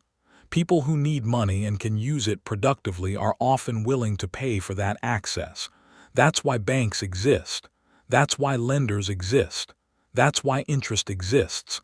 Money itself can become a service. And when you begin to understand that, your cash stops looking passive. It starts looking like a tool. A real-life example, small loans, real payments. Let's say an investor puts $5,000 into a peer-to-peer lending platform. Instead of funding one borrower, they split that money across 100 small loan slices. Some borrowers may be consolidating debt. Some may be financing personal needs. Some may have stronger credit profiles than others. The investor doesn't expect perfection. They know a few loans may default. That's built into the model. But if the platform screening is decent, the loans are diversified, and the rates are appropriate for the risk, the investor may still earn a net return after defaults and fees. That's the key. Not every loan has to succeed for the strategy to work. Now imagine someone lending privately to a real estate investor through a secured note. The borrower needs short-term capital to close on a property. The lender provides the funds under documented terms, say, a set interest rate over 12 months, secured by the property. Each month or at maturity, the lender receives payments according to the agreement. That's very different from saving money in a standard account. It's also very different from buying stock and hoping the market goes up. This is contractual income. A borrower owes you. That can be powerful, but only if you understand the risks. The risks you cannot ignore, let's say this clearly. Lending involves the possibility that you do not get paid back in full or on time. That is the central risk. A borrower can default. A platform can perform poorly. A private loan can be structured badly. A legal agreement can be weak. Collateral can be overvalued. The economy can change. Recovery can take time. And in some cases, your money can be tied up far longer than expected. This is not the place for blind optimism. Have you ever wondered why many people lose money in safe-sounding investments? It's because they confuse promised income with guaranteed income. Those are not the same thing. Just because a note says 10% interest does not mean 10% is what you'll actually experience. The only return that matters is the return you collect. That's why underwriting matters. That's why legal structure matters. That's why borrower quality matters. That's why diversification matters. If you ignore those things, you're not investing. You're gambling with paperwork. The psychology of lending, why it feels different.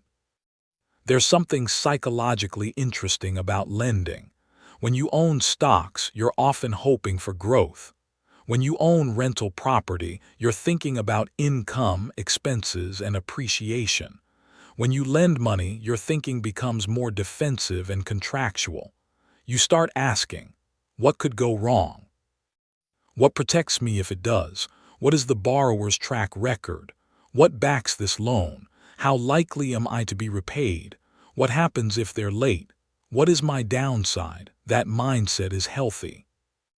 It trains you to stop chasing the highest return and start respecting the structure behind the return. And that lesson goes beyond lending. It improves how you think about all investments. A lot of bad financial decisions happen because people focus only on what they might make and ignore what they might lose. Lending forces you to think more like a risk manager. That's a skill wealthy people use constantly. Secured versus unsecured lending, this distinction matters a lot. An unsecured loan means the loan is not backed by a specific asset. If the borrower stops paying, recovery may be difficult. A secured loan means there is collateral tied to the loan, like real estate, equipment, or another asset. If the borrower defaults, the lender may have some legal claim against that collateral. Does secured always mean safe? No, but it can improve your position. For example, in private real estate lending, a lender may hold a note secured by the property itself. If the borrower fails to perform, the lender may have legal rights tied to that asset. This is why many private lenders prefer asset-backed deals, not because they expect failure, but because they respect the possibility of it. A good lender hopes to be repaid smoothly. A smart lender prepares for the opposite. Who this strategy is best for peer-to-peer lending and private notes are usually better suited for people who already have some financial foundation in place.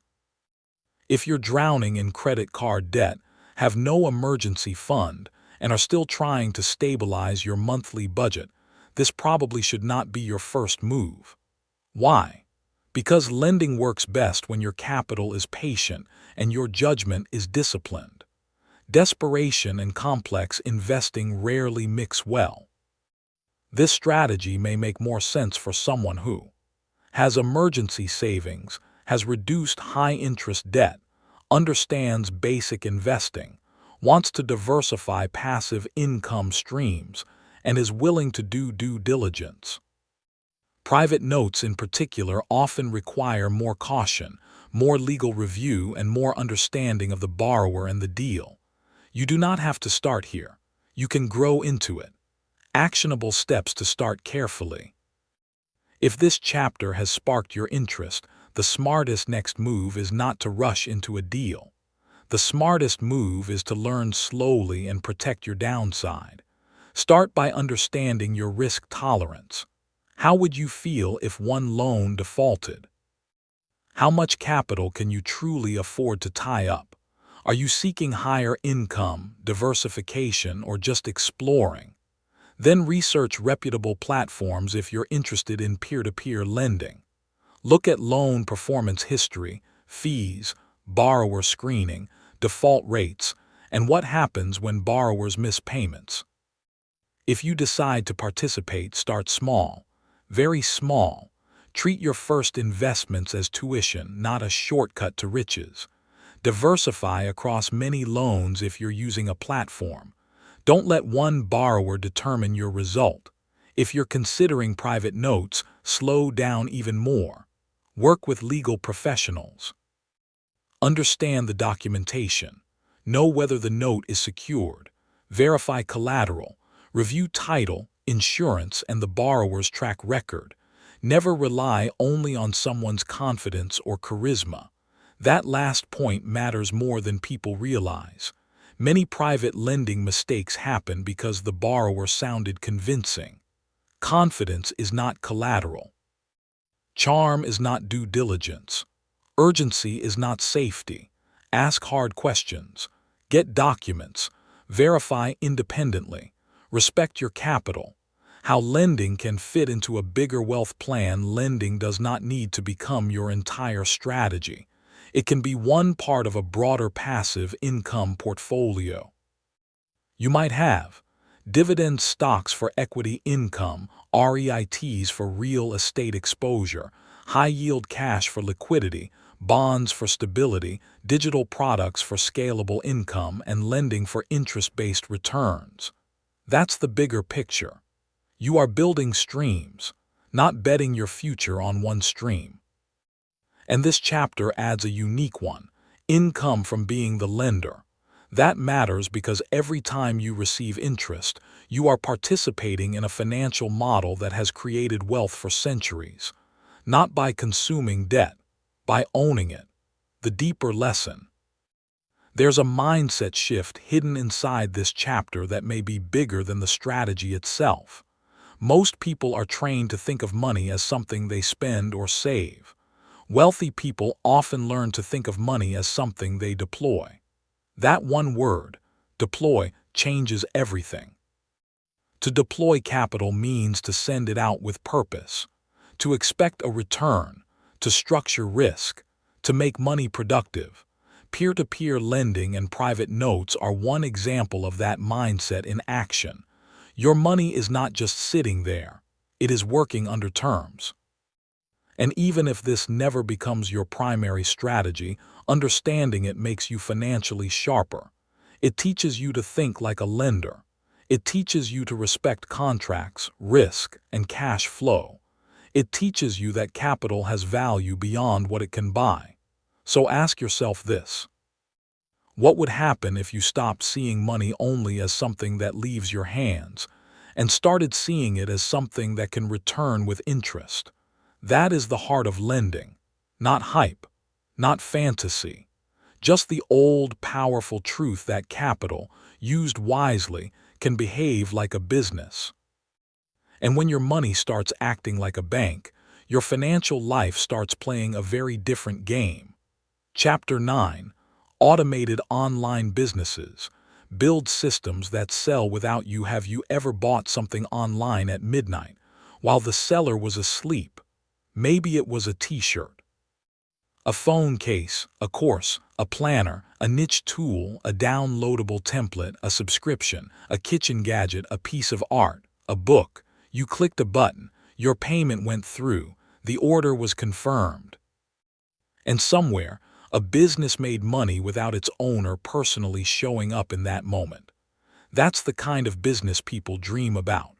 Not because they never want to work, but because they're tired of building income that disappears the second they stop. That's what automated online businesses can offer. They won't remove effort. They won't make you rich overnight, and they definitely won't run themselves on day one. But they can do something powerful. They can turn work into systems and systems into income. That shift from effort to systems is one of the biggest differences between being self-employed and building an asset. If your income depends on your constant presence, you own a job. If your income can continue while you sleep, travel, or focus on something else, you're starting to build a business system. That's what this chapter is about. What is an automated online business? An automated online business is a business that uses technology, platforms, workflows, and sometimes outsourced support to sell products or services with minimal day-to-day manual involvement. Notice I said minimal, not zero. The internet loves the fantasy of set it and forget it. Reality is more nuanced. Most automated businesses require setup, testing, refinement, and occasional maintenance. But once they are built properly, they can run with far less direct involvement than a traditional job.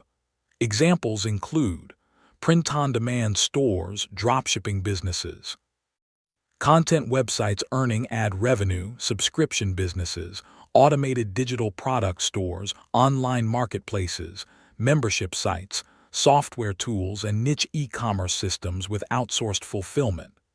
The core idea is simple. You create the machine first, then the machine handles more of the work. Why this model is so attractive? Have you ever wondered why people become obsessed with passive income online? Because they're not really obsessed with money. They're obsessed with relief. Relief from the fear of missing one paycheck. Relief from selling every hour of their time. Relief from the pressure of being personally involved in every transaction. An automated online business offers a path toward that relief. Imagine waking up to sales notifications. Imagine traffic landing on a website you built months ago. Imagine a product page, email sequence, checkout process, and delivery system all doing their jobs without you needing to personally touch each sale. That changes your relationship with work. It doesn't make work disappear. It changes the form of the work. You move from doing the task every time to designing the process once. That's a higher level activity. It's the difference between cooking every meal from scratch every day and building a kitchen staff, menu, and ordering system that can keep serving people without you standing over the stove every second. Different types of automated online businesses. Let's break this into a few common models. Print on demand. You create designs for products like shirts, mugs, posters, journals, or tote bags. When someone buys, a third-party supplier prints and ships the product. You don't carry inventory. This is attractive because it keeps startup costs relatively low. You focus on designs, product selection, storefront setup, and marketing. Dropshipping. You sell products online without holding your own inventory. When a customer places an order, a supplier ships the product directly to them. This model is often misunderstood. It sounds easy, but product quality, shipping times, supplier reliability, customer expectations, and ad costs can make or break it. Content websites. You build a website focused on a specific niche: personal finance, home improvement, travel, pets, parenting, hobbies, software tools, or anything else with audience demand. You publish helpful content and monetize through ads, affiliate marketing, sponsorships, or digital products. This can become highly passive over time if content ranks in search engines and keeps attracting visitors.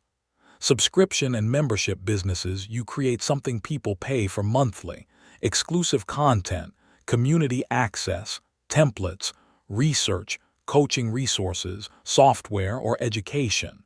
Subscriptions can be powerful because recurring revenue adds predictability. Digital product ecosystems. This might be a website selling templates, guides, courses, downloads, or creative assets on autopilot through email funnels and checkout systems. Once traffic and conversion systems are in place, sales can continue without live involvement. Each model has different economics, different complexity, different startup needs, different risk. The goal is not to chase what's trendy. The goal is to choose a model that fits your skills, patience, and appetite for building systems. The big misunderstanding: passive does not mean no work. This is where people get into trouble. They hear stories about automated businesses and assume money just appears if you put up a website and wait. That's not how business works. You still need a product people want, clear positioning, traffic, conversion systems, customer experience, problem solving, and ongoing optimization. What makes it automated is not the absence of effort. It's the absence of repeated manual effort for every single transaction. That's a big difference. You may work hard for 3 months building a system that handles sales for 3 years. That's a smart trade. You may create content for a niche site that keeps earning ad revenue long after publication. That's leverage. You may build an email funnel once and have it continue converting new subscribers automatically. That's system-driven income. So if you enter this space expecting instant passivity, you'll likely quit too soon. If you enter expecting to build a machine, you'll think more clearly. Real-life example: the niche site that became an asset. Let's say someone builds a content website about home coffee brewing. Not coffee in general, not lifestyle in general, home coffee brewing. They publish articles like best coffee grinders for small kitchens, how to clean an espresso machine, French press versus pour over, best beginner setup under $200, how to make cafe-style coffee at home. Those articles attract search traffic. The site earns affiliate commissions when readers buy products. Over time, ads are added. Later, maybe the owner launches a digital brewing guide or a subscriber newsletter. At first, the site earns almost nothing. That's where most people quit. But over time, with enough useful content and smart systems, traffic compounds. And once articles rank well, they can keep producing income without being rewritten every day. Now think about what happened. The owner didn't just create content. They built a digital property, a property that attracts visitors, a property that converts attention into revenue, a property that can run while they sleep. That's an online asset, and it often starts with one niche, one problem, one useful piece of content. Why systems beat hustle: there's a reason so many hardworking people stay financially stuck. They rely on effort without building leverage. Effort matters. But effort alone does not scale. You can only answer so many emails, take so many clients, ship so many products yourself, work so many hours. Systems change that. A website can sell while you're offline. An email sequence can nurture leads automatically. An outsourced fulfillment partner can ship products without you touching a box. A scheduling tool can handle bookings. A content library can keep attracting viewers and buyers. This is why business owners who think in systems often outgrow business owners who think only in tasks. Have you ever wondered why some people seem less busy but make more money? It's often because they built structures that keep working after the initial effort. That's not luck. That's architecture. The psychology of automation: there's something deeply empowering about automation. It gives you proof that income does not always need your physical presence. That matters because so many people unconsciously tie their self-worth to constant labor. They feel guilty when money comes in easily. They think if they're not exhausted, it's not legitimate. But wealth doesn't care how dramatic your effort looks. It cares whether value is being created and delivered. An automated online business can challenge your old beliefs about work. You begin to realize, I don't need to personally handle every step. I can document a process. I can use software. I can outsource. I can create once and distribute many times. I can build something that keeps serving people. That realization is bigger than money. It changes your identity. You stop seeing yourself only as a worker. You start seeing yourself as a builder. Risks and realities you need to respect now. Let's keep this grounded. Automated online businesses are not guaranteed. Markets shift. Platforms change. Ad costs rise. Search traffic can disappear. Suppliers fail. Customer complaints happen. Competition enters. Payment processors freeze accounts. Algorithms change overnight. This is why dependence on one traffic source or one platform can be dangerous. If your whole business relies on one social media app, one marketplace, or one ad strategy, you're more vulnerable than you think. Smart builders create layers, traffic from multiple channels, email lists they own, products they control, systems that can adapt. Another risk is choosing the wrong model for the wrong reason. A lot of people jump into dropshipping because they were sold a fantasy. Others build stores around random products they don't understand. Some create websites in niches they don't care enough about to stick with. Some spend too much on ads before validating demand. The internet makes business look easy. It is. It makes business accessible. That's different. Actionable steps to start building an automated online business. If you want to begin, start with the right mindset. You are not looking for a trick. You are building a system. Now here's a practical roadmap. Step 1. Choose a model that fits you. Ask yourself, do I enjoy writing, design, teaching, curation, or e-commerce? Do I want low startup cost? Do I prefer content or products? Am I willing to learn traffic generation? Do I want recurring revenue or one-time sales? If you like content, a niche site or newsletter may be a strong fit. If you like design, print on demand or digital products could work. If you understand a niche audience well, e-commerce may be worth exploring. Step 2. Pick a specific niche. General is hard. Specific is powerful. Don't build a lifestyle brand. Build something for a specific kind of person with a specific problem. Examples: budget travel for families, minimalist desk setups, beginner home workouts, productivity tools for students, natural dog care, small space gardening, meal prep for busy professionals.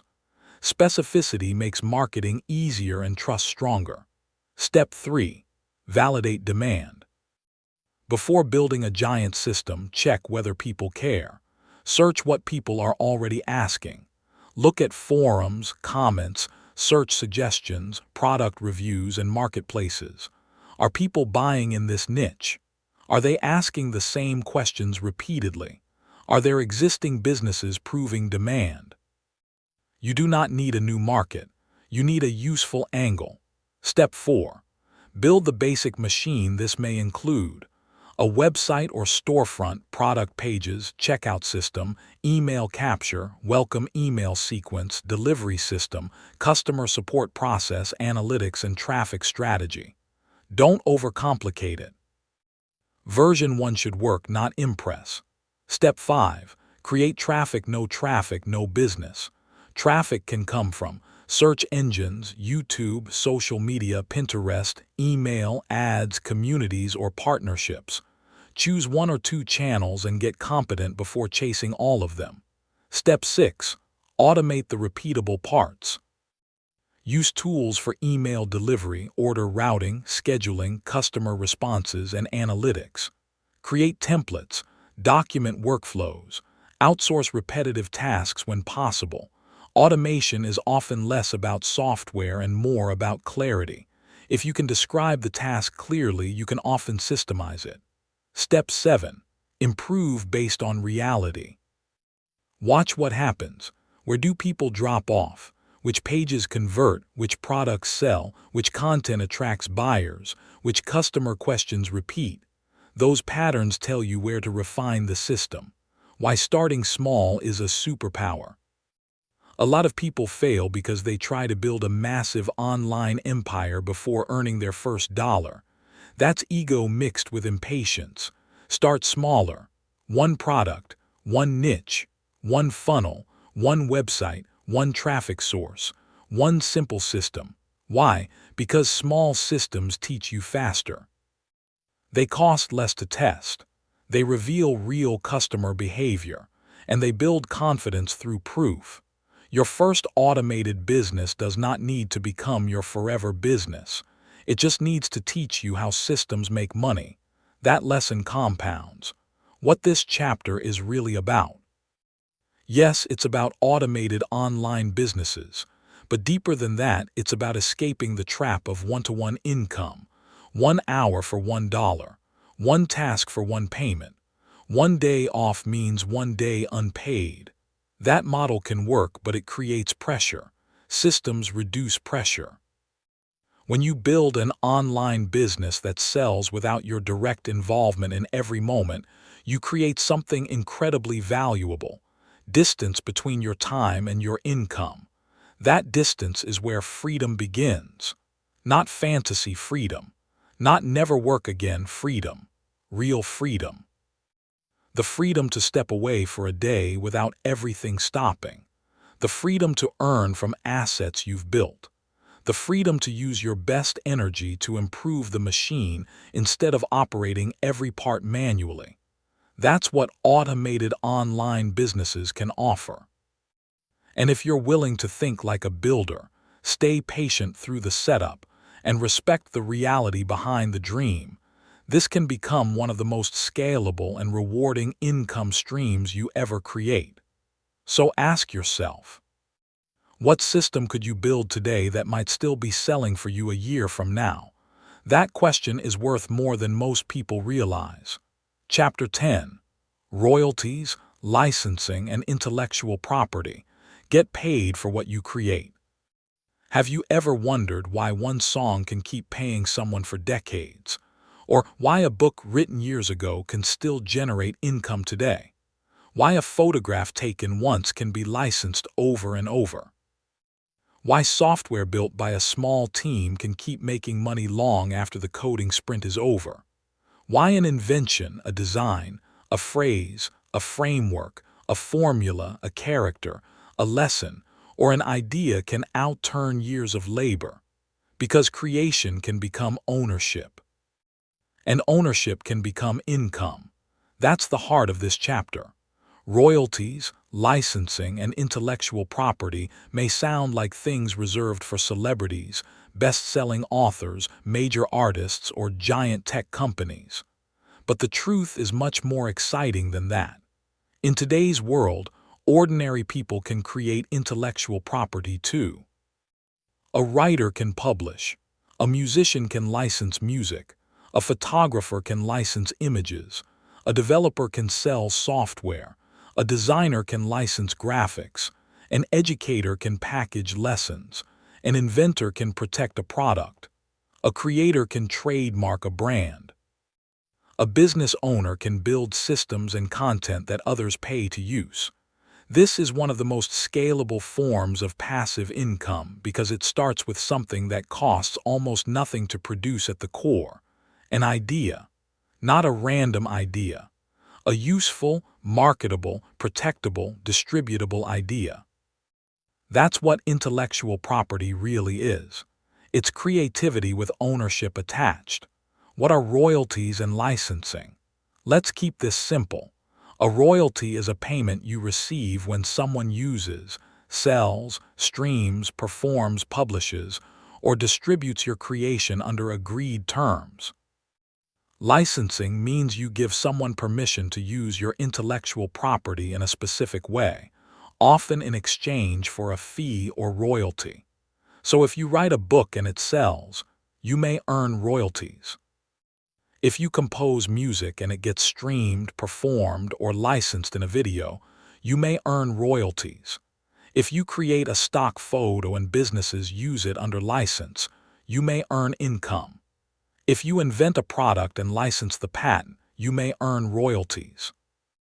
If you create software and users pay for access, that can function like royalty-style recurring income.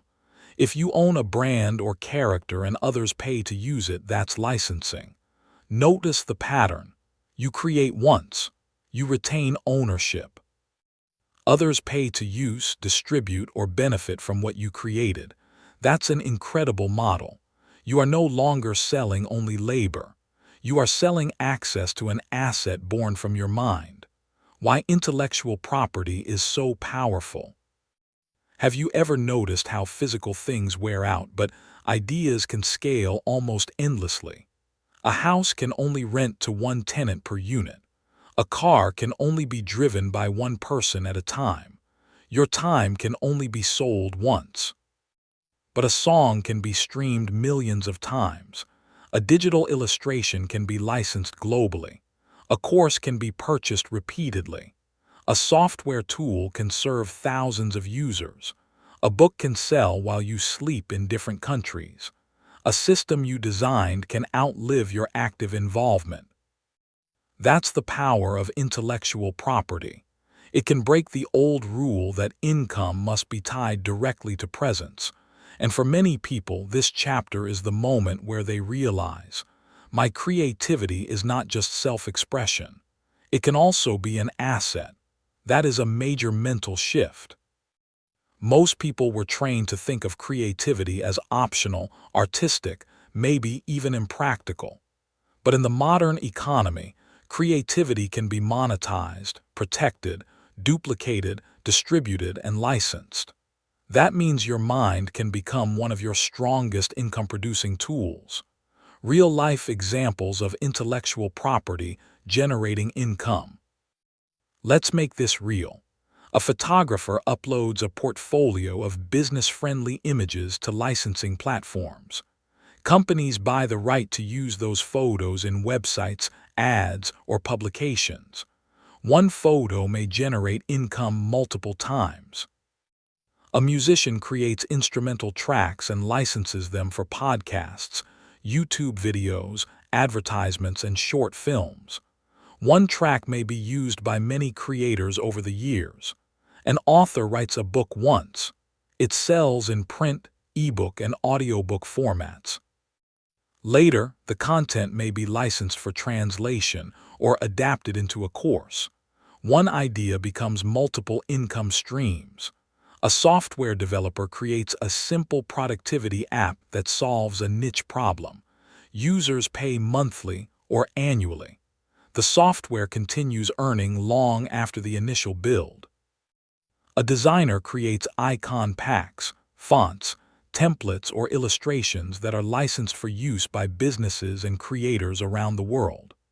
A teacher develops a learning framework, worksheets, or educational materials and licenses access through schools, organizations, or online marketplaces. An inventor designs a practical household product, patents it, and licenses it to a manufacturer instead of building a factory themselves. Read that again, because this is important. You don't always have to build the entire business around your creation. Sometimes you can own the idea and let someone else distribute it. That's licensing. And licensing is powerful because it allows you to monetize without personally handling every sale. Why most people never think this way here? The psychological barrier. People underestimate what they create because it feels natural to them. A writer thinks it's just words. A designer thinks it's just a template. A musician thinks it's just a beat. A developer thinks it's just a tool. A coach thinks it's just my framework. A business owner thinks it's just our process. But what feels ordinary to the creator can be extremely valuable to the market. Have you ever wondered why some people give away ideas that others build fortunes from? It's often because the original creator didn't realize they were sitting on intellectual property. They saw content. The market saw an asset. That's why this chapter matters so much. It teaches you to stop looking at your output only as effort and start looking at it as ownership. The hidden superpower. One creation, multiple channels. One of the best things about intellectual property is that a single creation can be monetized in multiple ways. A book can become an ebook, a print book, an audiobook, a workbook, a course, a speaking topic, a translated edition, a licensing deal, or a membership product. A song can become streaming royalties, sync licensing income, performance income, sampling opportunities, or part of a larger catalog sale. A software idea can become subscription revenue, enterprise licensing, white label licensing, a paid upgrade model, or a future acquisition target. A design can become prints, templates, brand assets, merchandise, or licensed commercial use. That's how creators build leverage. They stop thinking one idea equals one payment. They start asking, how many times can this be used? In how many formats? By how many people? Under what terms? In what markets? That mindset can dramatically increase income without requiring dramatically more creation. Royalties are not magic money. Now let's stay grounded. Royalties sound romantic, but they don't appear just because something exists. A lot of creators make something and assume people will find it. Usually they won't. You still need distribution. You still need packaging. You still need quality. You still need visibility. You still need a market. This is where many talented people get frustrated. They create well but don't think like owners. They think the art or product alone should do all the work. But markets reward not just creation, also positioning. If nobody knows the song exists, no one can license it. If the book is buried, it may not sell. If the software solves a real problem but no one hears about it, the product stays invisible. If your terms are unclear and your rights aren't protected, others may use your work without paying. So yes, the creation matters, but so does the business around the creation. That's not bad news, that's empowering news, because it means success is not just luck, it's structure. Protecting what you create, this is the part many people skip, and it can cost them. Intellectual property only becomes powerful when ownership is clear. Depending on what you create, protection may involve copyright, trademark, patent, licensing agreements, terms of use, contracts, or documentation proving authorship and rights. You don't need to become a legal scholar overnight, but you do need to stop being casual.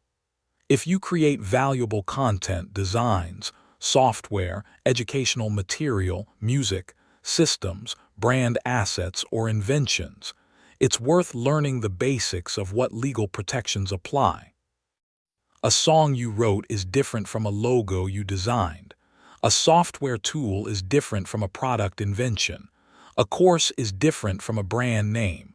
The point is not fear. The point is awareness. If you're building assets from your mind, you must learn how to defend them. Because ownership without protection can become wishful thinking. The emotional side of creating for royalties, there's something deeply satisfying about royalty-style income. It validates your effort in a way hourly work never can. When you get paid again for something you made months or years ago, it reminds you that your work can echo. Your labor doesn't have to disappear the moment the day ends. That experience can change how you see yourself.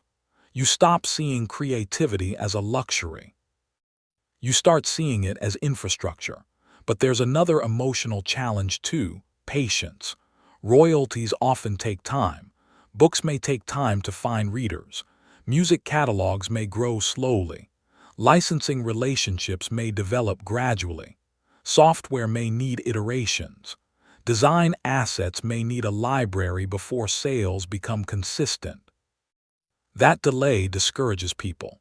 Have you ever noticed how quickly people abandon creative income streams when they don't get immediate proof? They assume the idea failed, when really the asset just needed more distribution, more time, or more volume. The market doesn't always reward the first creation. Sometimes it rewards the 10th, the 50th, the library, the catalog. This is why creators who win long-term are often the ones who stay in the game long enough to build a body of assets. Actionable ways to start turning creativity into assets. If this chapter is waking something up in you, good. That means you may already have more intellectual property potential than you realized. Here is how to move from vague inspiration to actual action. Step 1. Identify what you already create. Make a list. Do you write, design, teach, compose, code, photograph, film, develop systems, invent products, build templates, create educational content, develop frameworks? You may already be producing things that could become intellectual property. Step 2. Choose one asset type. Don't try to monetize every talent at once. Pick one: a short ebook, a music pack, a photo bundle, a niche software tool, a design template set, a paid guide, a worksheet library, a learning system, a branded concept, or a protectable product idea. Step 3. Ask the ownership question. What exactly do I own here? What rights come with it? How could someone else use this? Would they pay for access, usage, distribution, or exclusivity? That question shifts you from creator mode into owner mode. Step 4. Create with reuse in mind. When you build the asset, think beyond the first sale. Could this become a bundle, a license, a subscription, a series, a toolkit, a white label solution, a multi-format product? Designing for reuse increases the lifetime value of your work. Step 5. Learn basic protection. Research the relevant protections for your type of asset. If needed, speak with a qualified legal professional. Understand the difference between copyright, trademark, and patent. Use contracts where appropriate. Store records of your work and authorship. Step 6. Build distribution. This is where passive income becomes real. You need places for people to find your creation. That might be your website, marketplaces, streaming platforms, app stores, licensing libraries, publishers, or direct outreach. Make discovery easier. Step 7. Keep building the catalog. This may be the most important step of all. One asset can help. A library changes your life. One song is a start. 20 songs create options. One template may sell. A full collection becomes a store. One book can work. Several books create a backlist. One app feature helps. A polished product ecosystem scales. Volume, quality, and consistency create compounding effects. Why this chapter matters so much. This final chapter is bigger than royalties.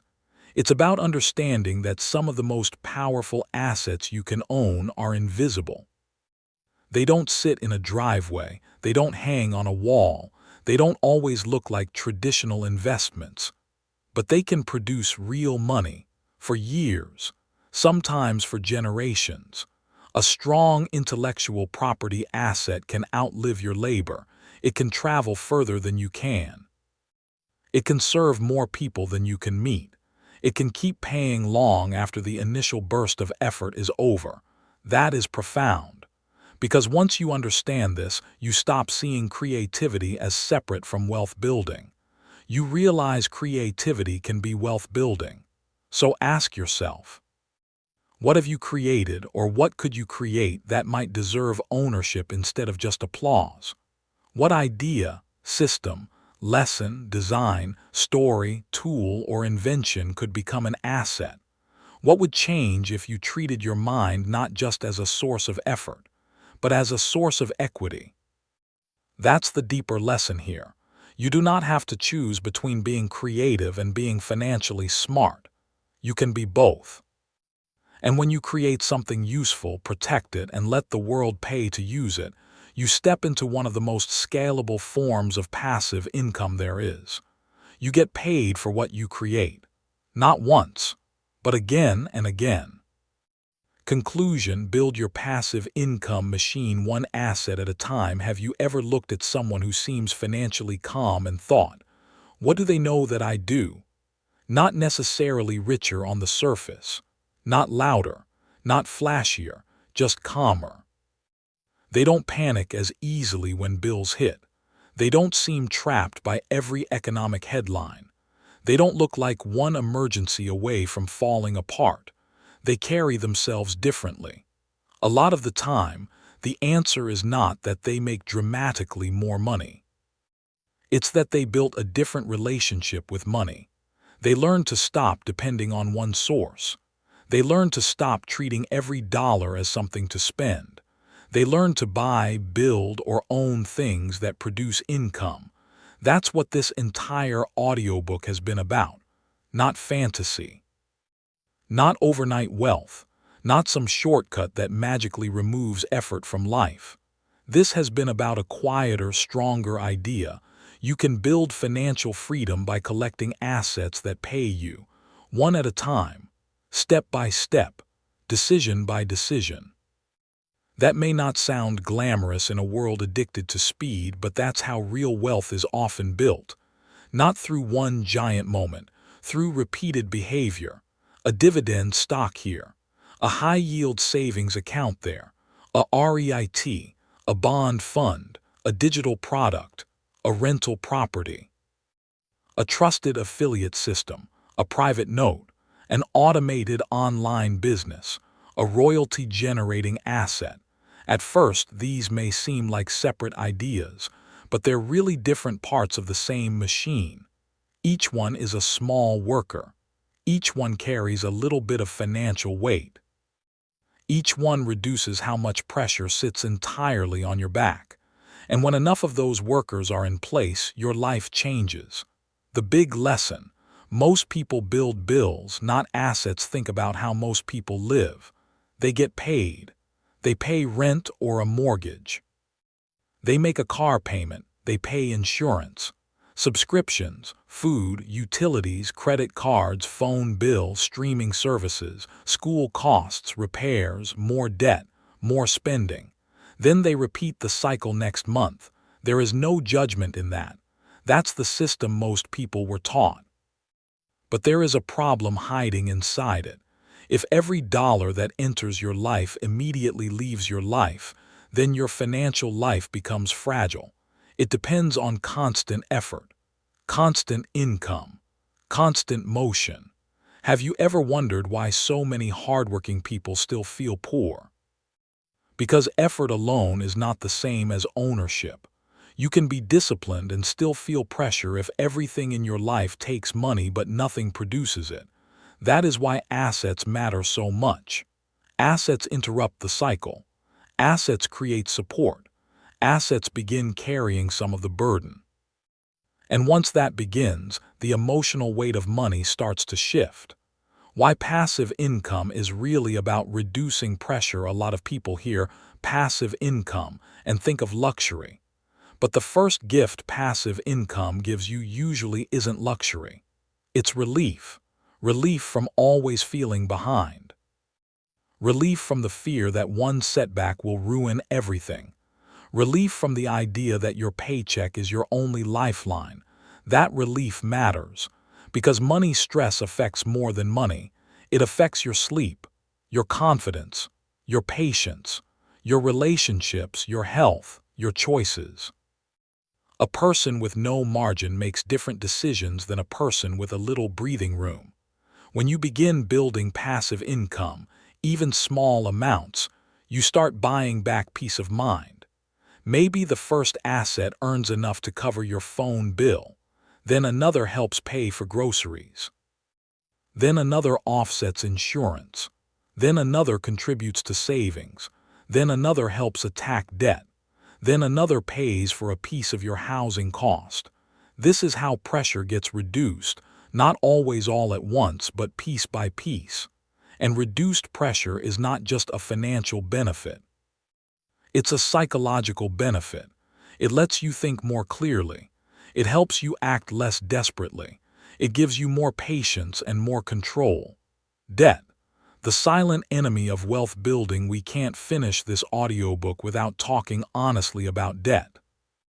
Because building assets while ignoring destructive debt is like trying to fill a bucket with a hole in the bottom. Not all debt is equal.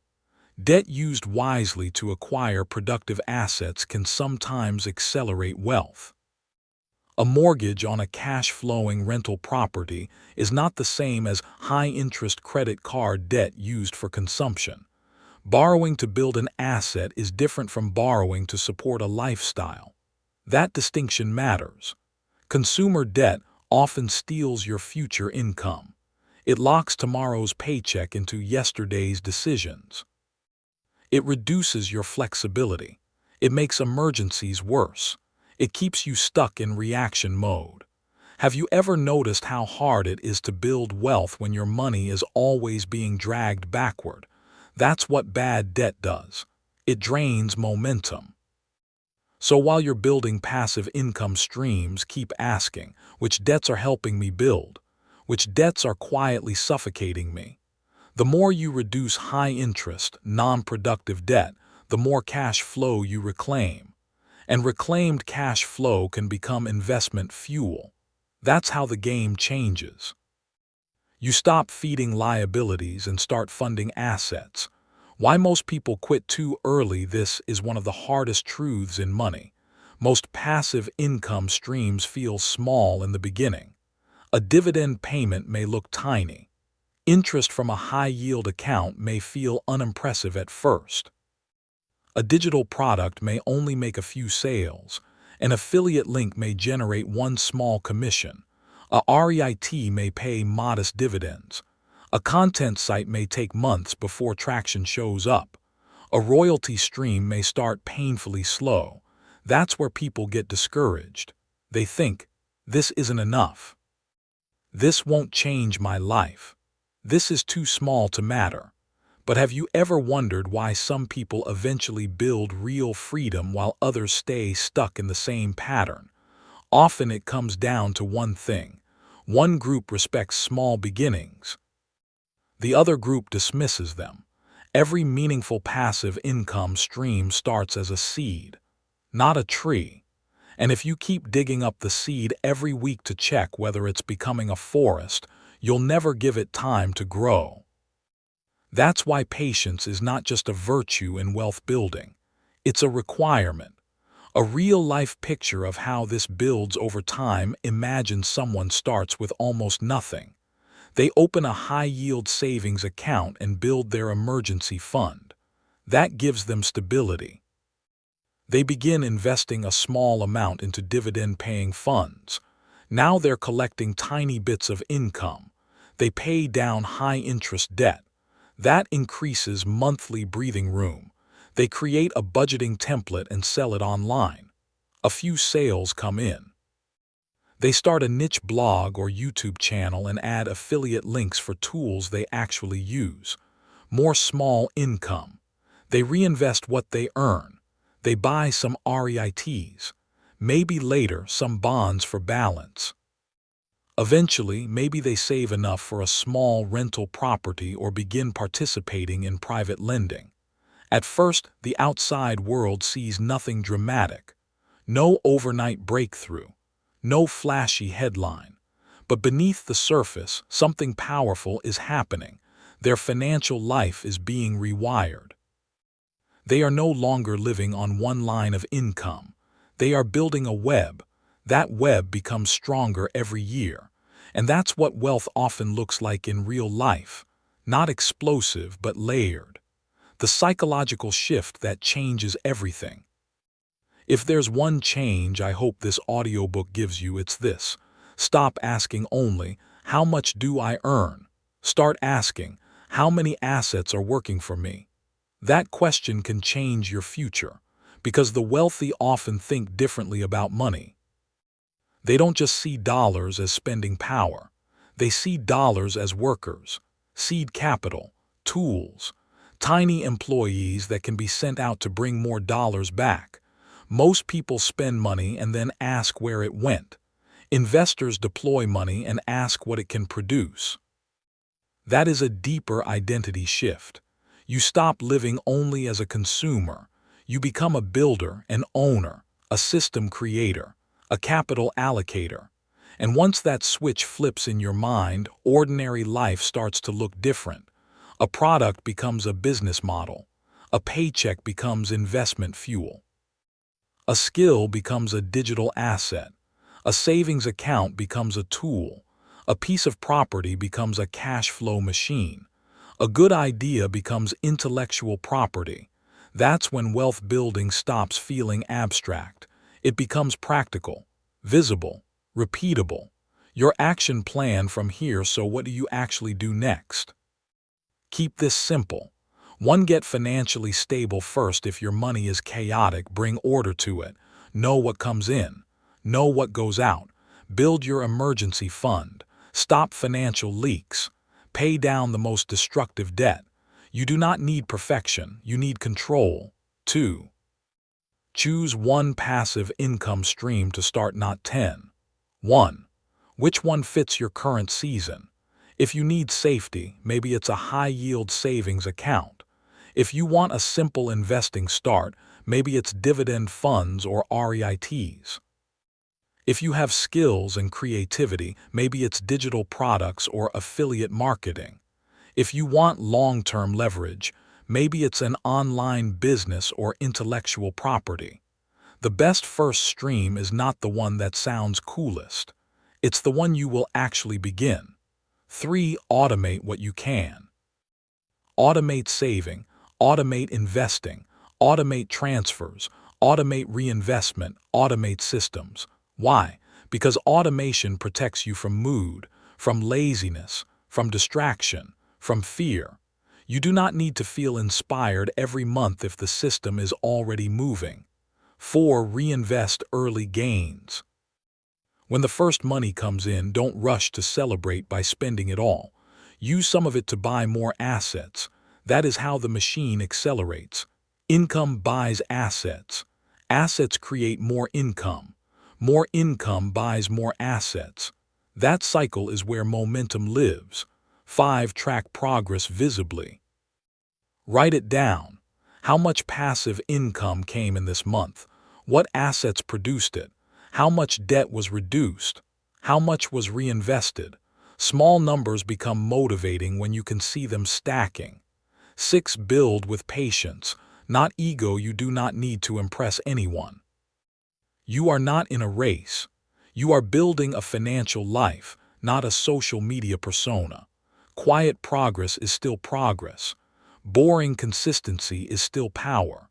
Why this matters more than money at the beginning: passive income sounds like a money topic. By the end, you realize it's also a life topic. Because what are you really buying with income-producing assets? More than cash. You're buying time. You're buying options. You're buying space to think. You're buying resilience. You're buying the ability to handle life with less panic. You're buying the freedom to make decisions from strength instead of fear. That is worth more than the numbers alone. So if you've listened this far, let me tell you something important. You do not need to build all 10 streams. You do not need to get rich by next month. You do not need to know everything before you start. You just need to stop waiting for a perfect moment and begin building. One asset, one account, one investment, one product, one system, one note, one property. One piece of intellectual property, one smart financial decision at a time. That is how a passive income machine is built, not with hype, not with luck, with intention. And years from now, if you stay consistent, you may look back and realize that the life you once thought required some dramatic breakthrough was actually built through a series of quiet choices nobody applauded at the time. That's how financial freedom often arrives, not as one big event, but as the moment when your assets are finally carrying enough weight that your life no longer feels so heavy.